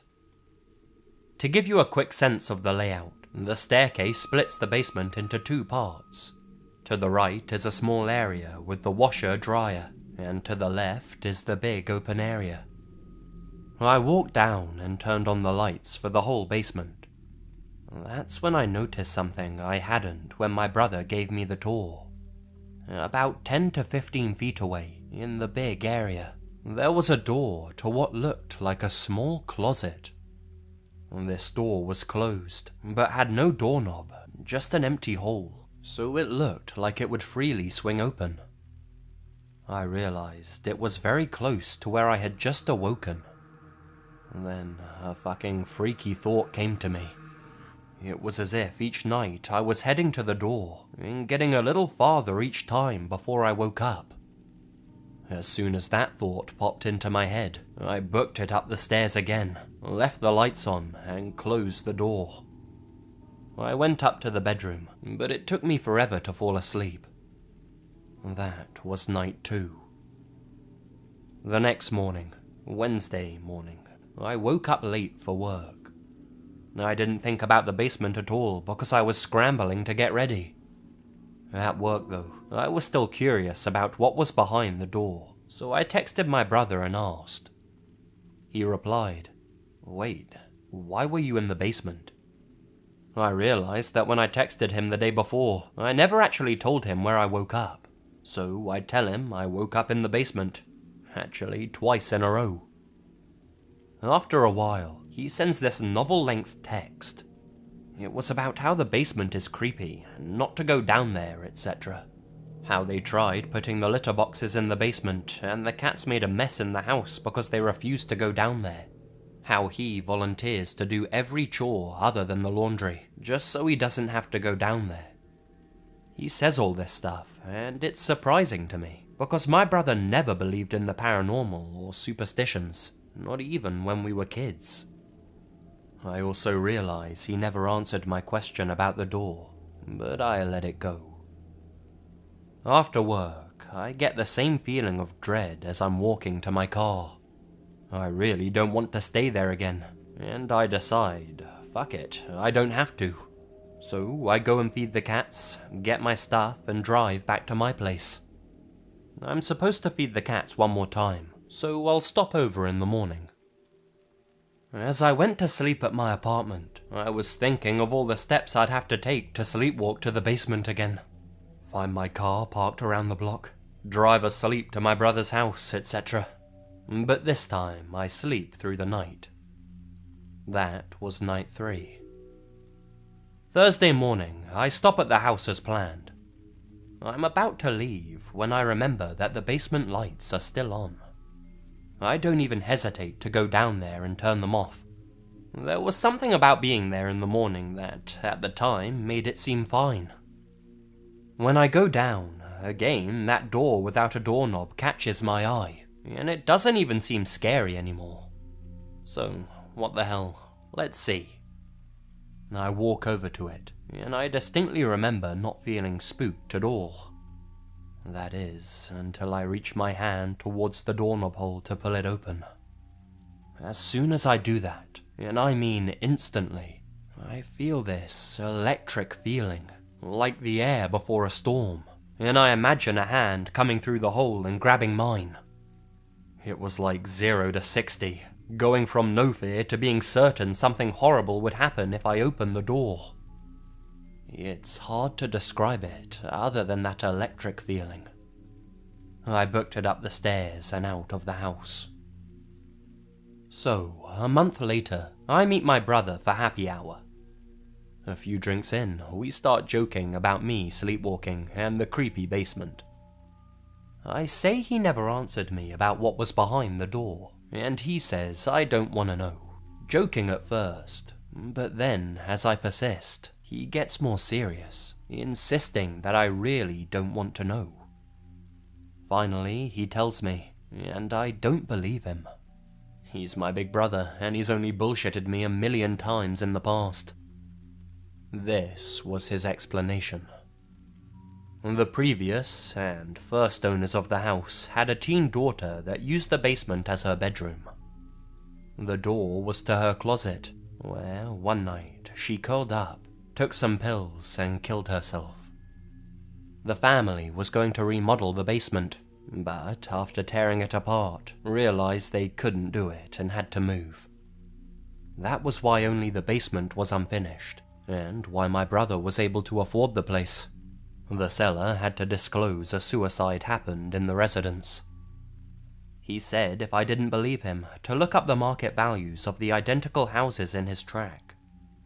I know how much they paid for their house, and it was way lower. He and his wife considered themselves rational people, and figured it was a bargain, but they still didn't want to tell anyone. After they moved in, his wife was fine with the basement, but he grew to hate it. He apologized for not saying anything to me before I stayed there, but he never thought I'd have any reason to go down there. Now, here's what convinced me. I said, okay, the only thing that makes me kind of believe you is that last morning I was there, and I went over to the closet door. At this point, I see my brother's face change. I continued. When I went over to it, the air felt like, and at that same instant, I say, electricity, and my brother says, electric, at the same exact time. I saw his face and knew he was telling the truth. I've never stepped foot again in that basement, and I haven't sleepwalked since. Number 3.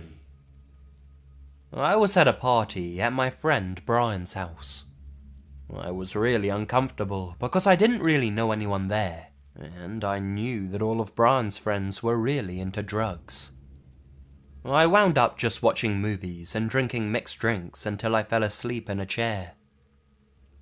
The next morning, I was getting a glass of water and getting ready to leave when one of Brian's friends approached me. He asked me if Brian and I had hooked up during the night because he had heard so much noise coming from his bedroom. I said no, and he continued to tease me about it. He was being creepy and insulting, so I left. Later that morning, I found out that Brian had overdosed and died during the night. His friend had heard Brian moaning and thrashing around and thought that he was having sex. Number 4. So about 3 years ago during summer, I had a habit of staying up late playing games with my window open. This usually wasn't a problem since my neighborhood was quiet. However, one night someone knocked on my window around midnight. When I went over to investigate, I heard someone calling out for help in Spanish. My family was up, and I assumed it was one of our neighbors, so I went outside. Once I saw the person, I immediately knew something was off. Firstly, this wasn't one of my neighbors, and secondly, the person's clothes were ripped and they didn't have shoes on. Turns out the person was a she. I thought it was a young boy at first, and she only spoke Spanish. I tried communicating with my basic Spanish skills to no avail. Eventually, I went inside to ask my parents for help. We ended up calling my uncle, who was fluent in Spanish. He helped translate and told us that she said she was being human trafficked from Honduras and that she needed help. She wanted either $500 or a car to LA. We couldn't give either and offered to call the police, but she seemed adamant that the police didn't get involved. After this bombshell, my family went inside and decided to just call the police anyway. After making this decision, we wanted to check up on her at least, but as my mum and I were walking outside, we saw a car with no headlights pull onto our street. We immediately noped back inside. Once we felt like the coast was clear, we went back out, and the lady was gone. We called the cops and filed a report, but we never heard anything more. To this day, I don't know if this was some sort of scam, or if the girl really didn't know that the cops would help her, and that she didn't know where else to turn. Number 5. I had a neighbor who was a corrections officer at a juvenile prison in my city. There was a new kid at the prison one day. He was apparently very shy and very quiet. He had the misfortune of sharing a cell with one of the most violent inmates. His second night there, his cellmate unscrewed a screw from a bench and sat on his bed in the middle of the night. When he woke up, he said, "I'm gonna make you a pirate," and shoved the screw into the new kid's eye. My neighbor was the first corrections officer to respond to the kid's calls for help. When asked why he shoved the screw into the kid's eye, he claimed that he looked at him in the wrong way. That's a pretty fucked up situation if you ask me, and not one I'd like to deal with under any circumstances. Number 6. When my brother and I were around 4 or 5, we lived in a house that was about 100 years old. One day, we were walking up the stairs when we saw a tall man in a black coat and a top hat walk into the living room, which was to the left of the bottom of the stairs. A little freaked out, we thought our dad was pranking us, so called out for him. Shit. Both parents came out from the kitchen, on the opposite side of the stairs and isolated from the living room. I hadn't thought about it for a long time, and we never spoke about it. Then, about a month ago, my daughter asked if I believed in ghosts, so I told her this story.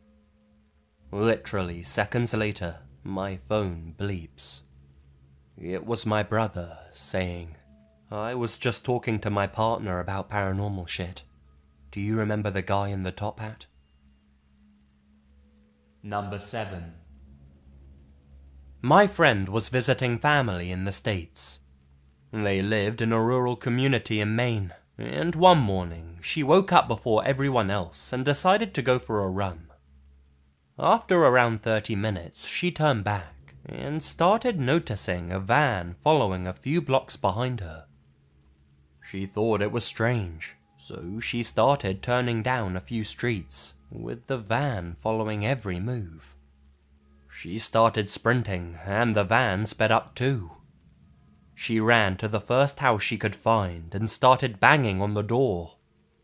No answer.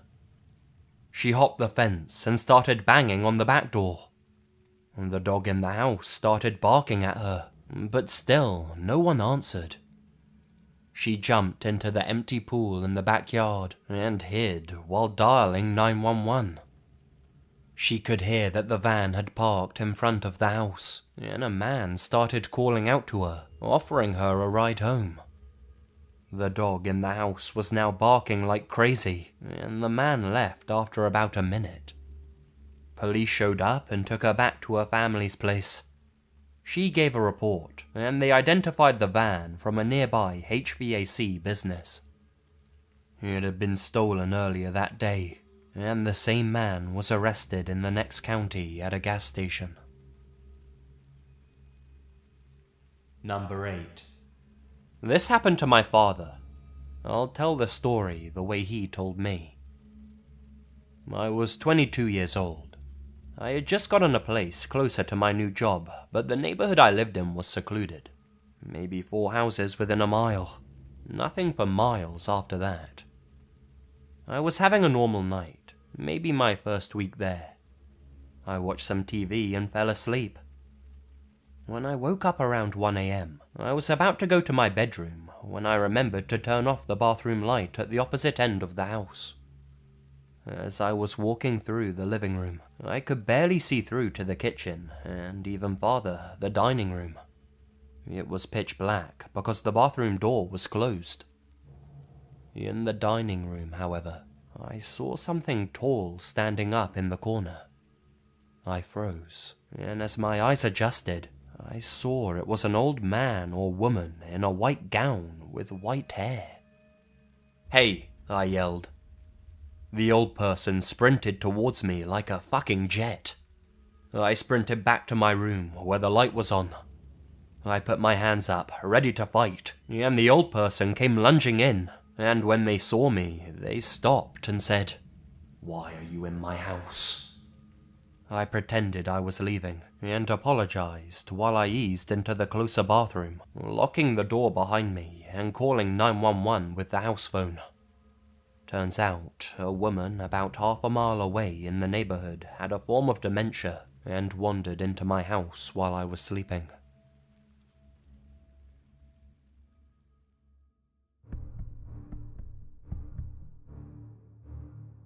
Hey guys, Lazy here, and thank you very much for listening.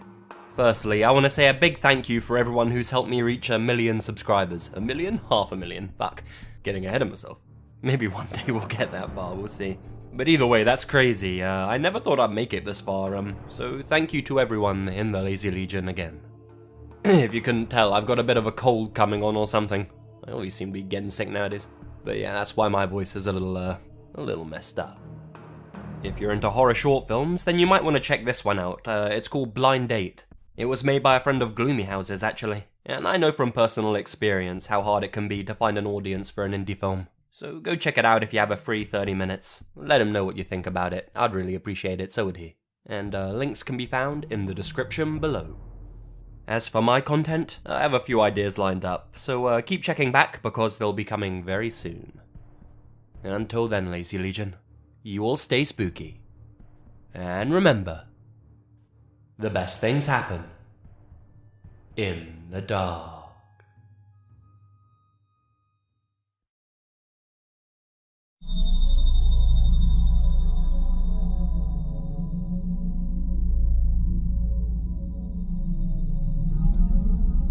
Number 1.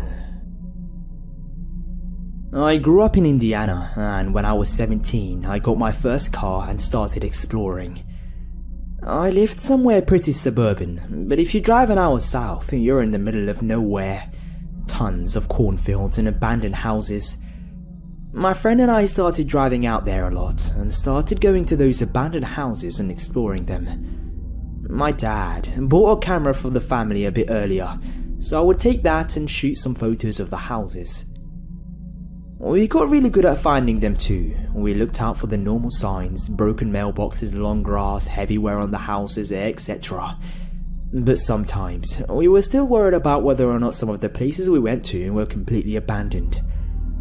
The best houses don't look as obvious from the outside.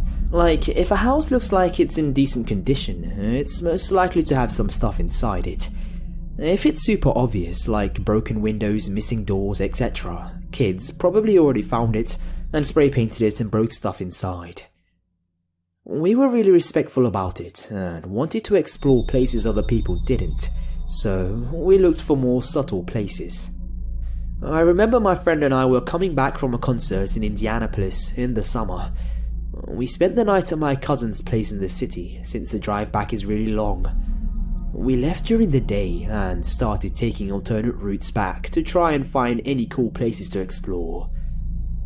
We were driving down this long dirt road, one of those that doesn't even have a name and is called something like Country Road 3282 or whatever it was.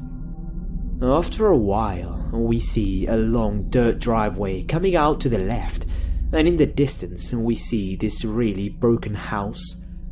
We pulled into the driveway and drove down. It was probably a quarter-mile long. There was a huge no trespassing sign, which usually means the place is definitely abandoned.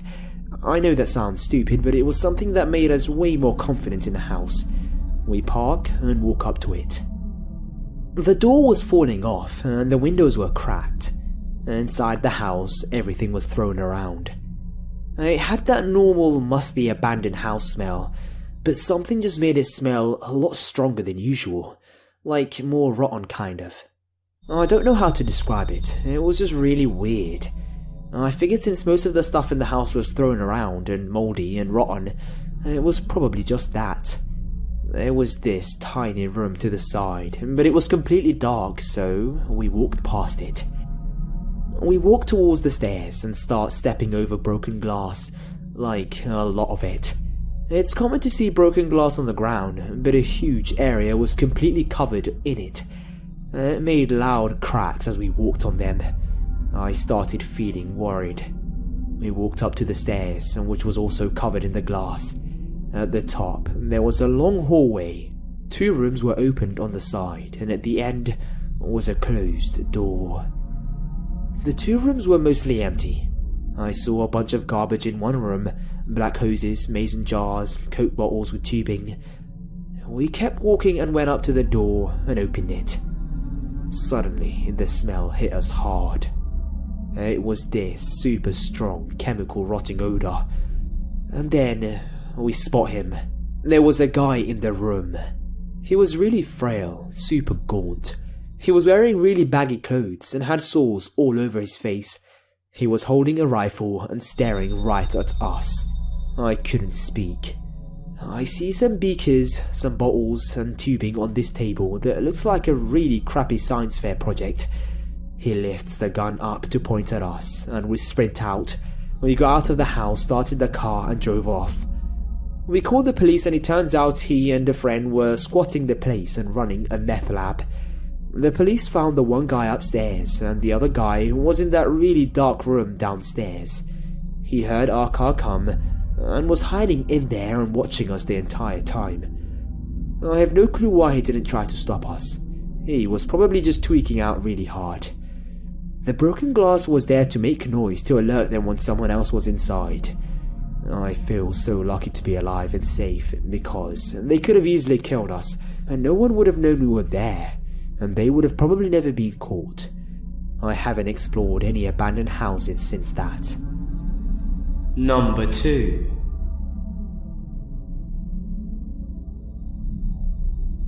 To preface this, I want to say that last year I spent about 32 days in the woods, either scouting, hunting, or fishing. The year before that, I spent about 22 days. This doesn't include my regular hunts and camping adventures, which in the past 3 years adds up to just over 100 days. I've been hunting since I was 9, and I've spent a lot of time outdoors, in various different parts of the US and in Canada. I've seen and heard a lot of strange stuff, but this takes the cake.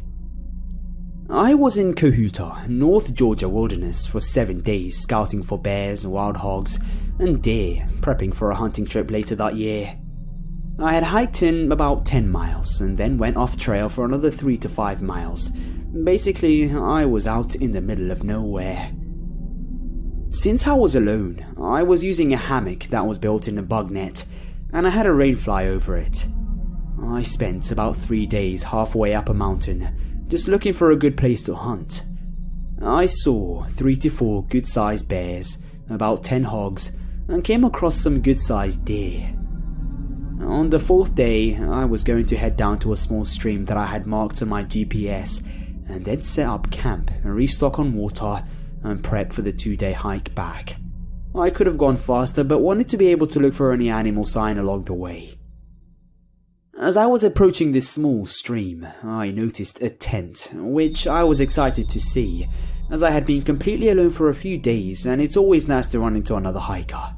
Generally, us wilderness folks are pretty down to earth.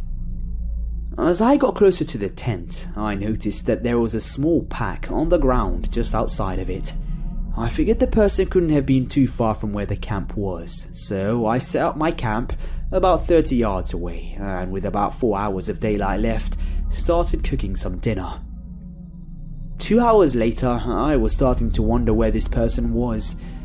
Given that I was in the wilderness, and it was over a day hike out, there wasn't much I could do, but I did hike around the site, making a circle as I went out, to look for any signs of struggle in case of a bear attack, or maybe they had an injury. I got about a quarter of a mile from the campsite, started walking in a circle, but didn't find anything. As night came, no one showed up. I started a fire in hopes that the person would be able to find where they set up and have some light. Fires burn really bright and are very easy to see from far away.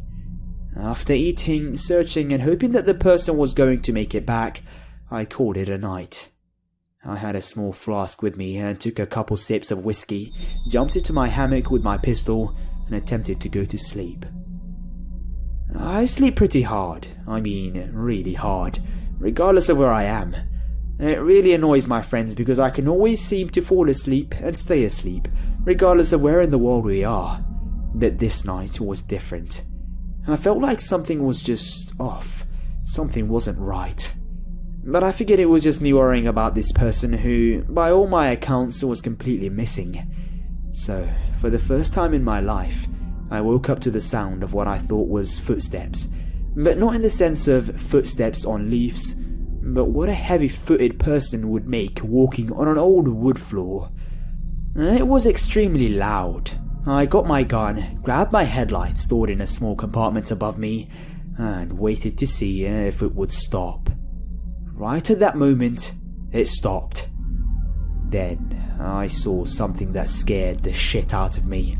On my rainfly, the gleam of a flashlight, faint but there. I shouted, "Hello?" And right when I did, it sounded like 10 people suddenly running away from me in every direction. I dropped out of my hammock onto the ground, frantically turning on my headlamp, shining it all around me, but didn't see anything. My heart was racing pretty bad, but I thought it might have just been the reflection of the moon on the rainfly. Yeah, that was it. And those footsteps running away from me was probably armadillos or something. Even though their eyes shine, they are pretty easy to spot. Problem was, there was no moon that night. I'd never seen an armadillo above 2,000 feet, and for some reason, the campsite I set up by was gone. The fire had been put out by water.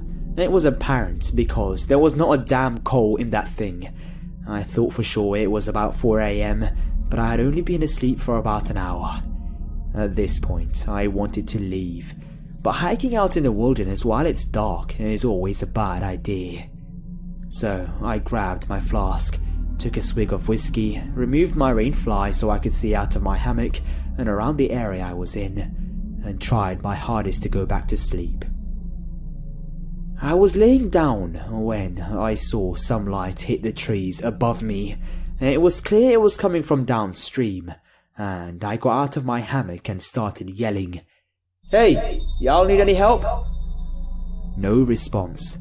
I saw whatever was putting out the light, and it spun around and started heading downstream really fast. At this point, my body had pumped through more adrenaline than it had blood, and I was exhausted from it all. I finally was able to fall asleep and woke up around 7 AM. When I did, I noticed my water filter I had left out was missing. It's a gravity filter, and it hangs on a tree, filtering water down into my rain bladder that I put in my backpack. And my water bladder, sitting at the base of a tree, looks like it was cut down the middle with a knife. They cut down my bear bag, which had food in it, and took some of it. The creepiest part of all was that they went through my bag, which was under my hammock while I was sleeping. I checked the bear bag before I went back to sleep the second time, and it was still there, hanging, and my bag under my hammock hadn't been touched. I packed all my stuff and hightailed it out of there, keeping my pistol close to me and moving as fast as I could. I ended up making the hike back up in just under 15 hours. I hiked the trail part in the night because I wasn't about to spend another night out there.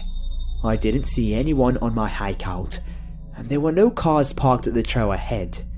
The DNR said they had only seen my car there. Since then, I haven't gone back there without any friends. I reported all of this to the local DNR, but they looked at me like I was crazy. Maybe I am. Number 3. This is by no means the only creepy thing that has ever happened to me, and the more I thought about it today, the more I realized I've had over my fair share of scary encounters. But the story you're about to hear is by far and away the most terrifying thing that has ever happened to me. When I was in my early 20s, I had a friend with a psychotic alcoholic father. She didn't live with him, he lived in a remote little coastal town. Now and again we would go together to visit him and stay the night. My relationship with him was creepy in itself, but that isn't the subject now. One night, we were visiting, my friend and her dad had a drunken blow-up, and he kicked us out of the house. It was about midnight. We had gotten a lift down and didn't have a car. My friend's dad lived about 4 kilometers out of town, and I say town, but really it was just a huddle of 2 or 3 shops, by way of a dirt road. We had no other choice but to start walking down the dirt road to the town, where there was a telephone booth. This was in the days before it was commonplace to have a mobile phone. I was going to call my folks, who lived about an hour and a half away, and see if they would come to get us. The whole way to the town, my friend was drunkenly moaning and crying about her broken relationship with her father, and she hadn't let up by the time we got to the phone booth. She sat on a bench next to the phone while I woke my parents up. They agreed to come and get us, and I sat down on the bench for the long wait. Shortly after this, a van appeared and parked just behind the bench where we were sitting on, maybe 5 to 10 meters away. There were 2 young men in the front seats, and they were looking at us. If that didn't make me nervous enough, the van door slid open, and I saw there were a number of young guys in the back, around the same age as the ones in the front. I don't remember how many, definitely more than 2. The place we were sitting was deserted. There were no houses nearby, just more road. No people, nowhere to run, no one driving by. It was just a shitty little nowhere town. I stood up so I could see them better and kept my eyes fixed on the van full of men, acutely aware of our vulnerability. What I saw was that they were looking back at us. They were talking amongst themselves, quietly at first. Then they started talking more and more loudly. It became evident they were deliberately talking loudly enough for us to hear. They were talking about pulling us into the van and taking us somewhere to rape and kill us. I can't remember the exact words, but that was the gist of it. My whole body was not shaking, it was quaking with terror. I couldn't take my eyes off the men though. I remember the face of one of them so clearly I could draw it right now. He was just sitting in the door of the van, looking at me with no expression, looking at me with dead eyes, looking at me like I was a thing. All this time, my drunk friend hadn't stopped sobbing to herself. Whether she knew the van was there at all, I couldn't say. I knew I had to tell her about the danger, but I was actually so full of terror I couldn't move. I couldn't speak. That was when the most incredible thing happened. Out of nowhere, my friend's father, who has never apologized to anyone in his life, and who is the most awkward prick alive, appeared, drunk, in his car. It's hard to describe how unlikely it was for him to do this. He could hold a grudge like no one you've ever met. He was just an all-round stubborn bastard. He and my friend had an emotional reunion. The whole time, my eyes were fixated on the guys and the van. The men had stopped talking at this point and were just watching us. "Let's go," I said. We got back in the car and started heading for my friend's dad's house. The van full of men started up and began to follow us. I tried to explain to my friend's dad about the men, but he said, "I'll just slow down and they can pass." Then they slowed to a crawl behind us. Then they began to shout out of the windows, screaming threats. They followed us all the way down the dirt road, and then all the way down the driveway of my friend's dad's house. And they just sat in the van behind us, and we sat in the car waiting to see what would happen. All of my friend's dad's neighbors were holiday homes, and nobody was in that night.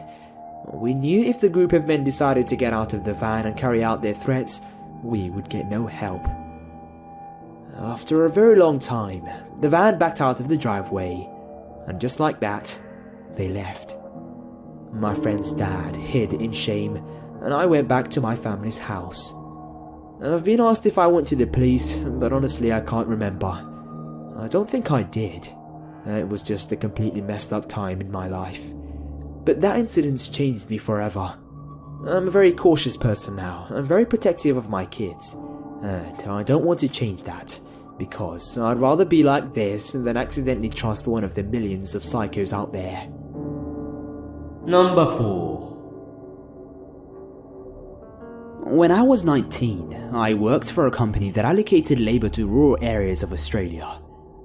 Basically, what you did was tell them when you were available, and they'd send you to a remote farm for a few weeks where you do whatever they needed done. It was hard work and long hours, but good pay and good fun if you got in with a nice group of workers. When this occurred, I was working on a large property, roughly the same landmass as the state of Maryland in the USA, about 9 hours from Sydney City, and the property itself was about 40 minutes from the nearest town. In short, it was the middle of nowhere. I was working on the farm clearing bushland with 3 other guys my age from the city. Our boss was a guy called Jeremy who owned the farm and supervised us while helping out with the work. He was pretty laid back and was generally really good to us. This summer in particular was very hot and the work was hard. So one day, the temperature hit 38 degrees Celsius, about 100 degrees Fahrenheit, when Jeremy decided to give us the afternoon off. He said he knew of a really nice pond about a 25-minute drive north. I was keen for a swim, but the other guys just wanted to relax for the afternoon. So him and I hopped in one of the work trucks and started heading across the property. It was mostly wide, empty expanses with a few clumps of scattered bushland.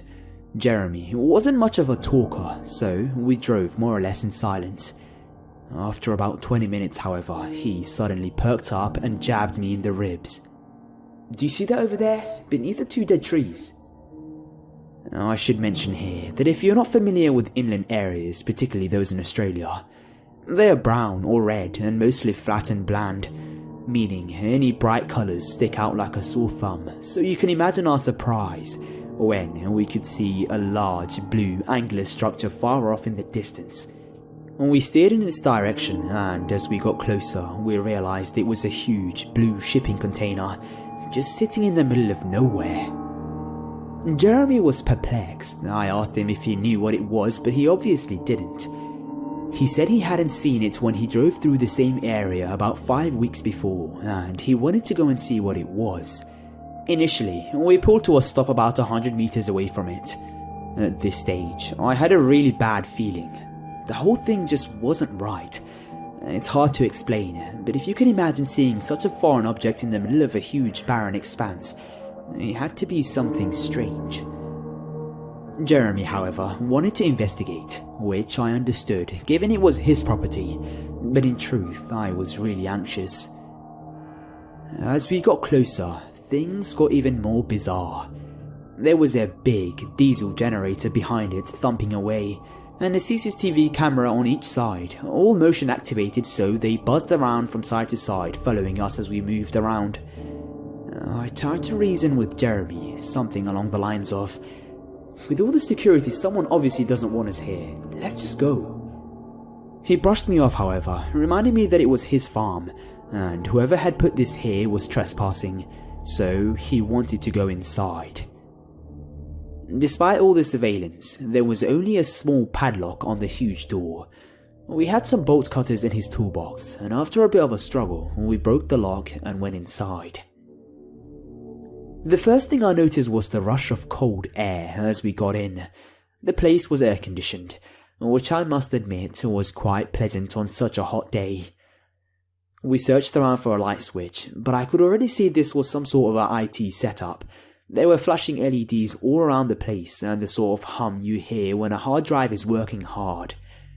When we finally switched on the lights, we could see a sophisticated, albeit somewhat cluttered office setup.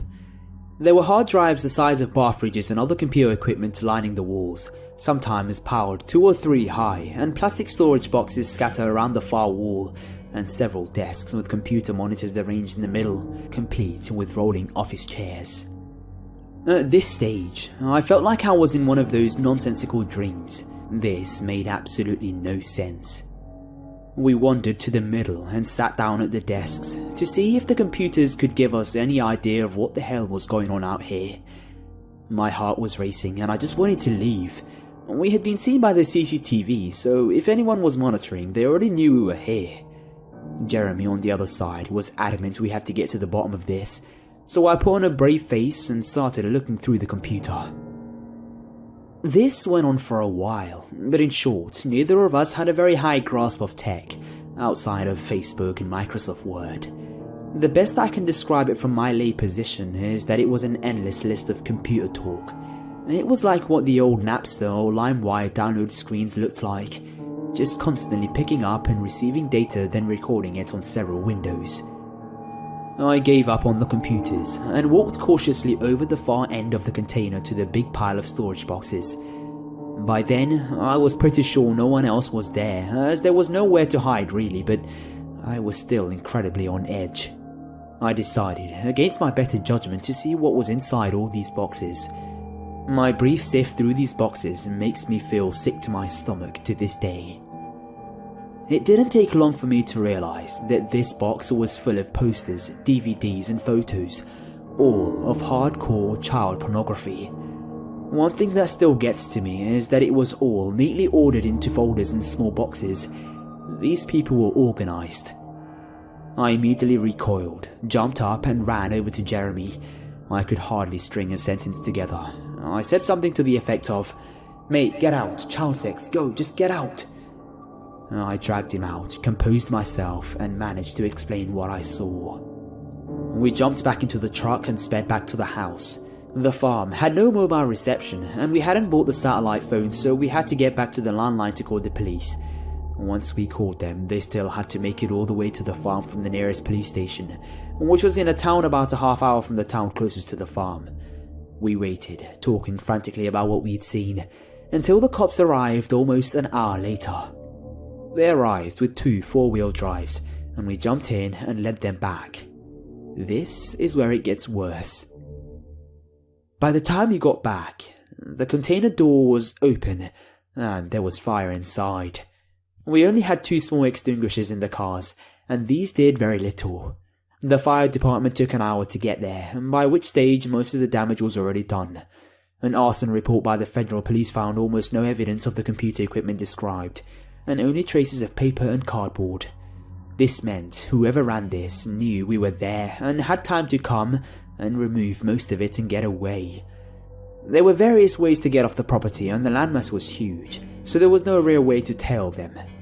Since the police hadn't taken us all too seriously in the first instance, probably due to our poor explanation on the phone, aerial surveillance was almost impossible by the time we had pieced it all together. I took a keen interest in following it up, but with no real evidence of who might be responsible. The investigation went cold. I've kept in contact with Jeremy, and the shipping container is still there to this day on the farm, as it's too expensive to move. I'll never forget what I saw in those boxes. Hey guys, it's the Grim Reader here. I hope you enjoyed listening through that. If you did, please slap a like, and if you haven't already, why not subscribe to be notified of future uploads? If you have a story you want me to narrate, please send it to my email in the description box. Once again, thanks a lot for listening.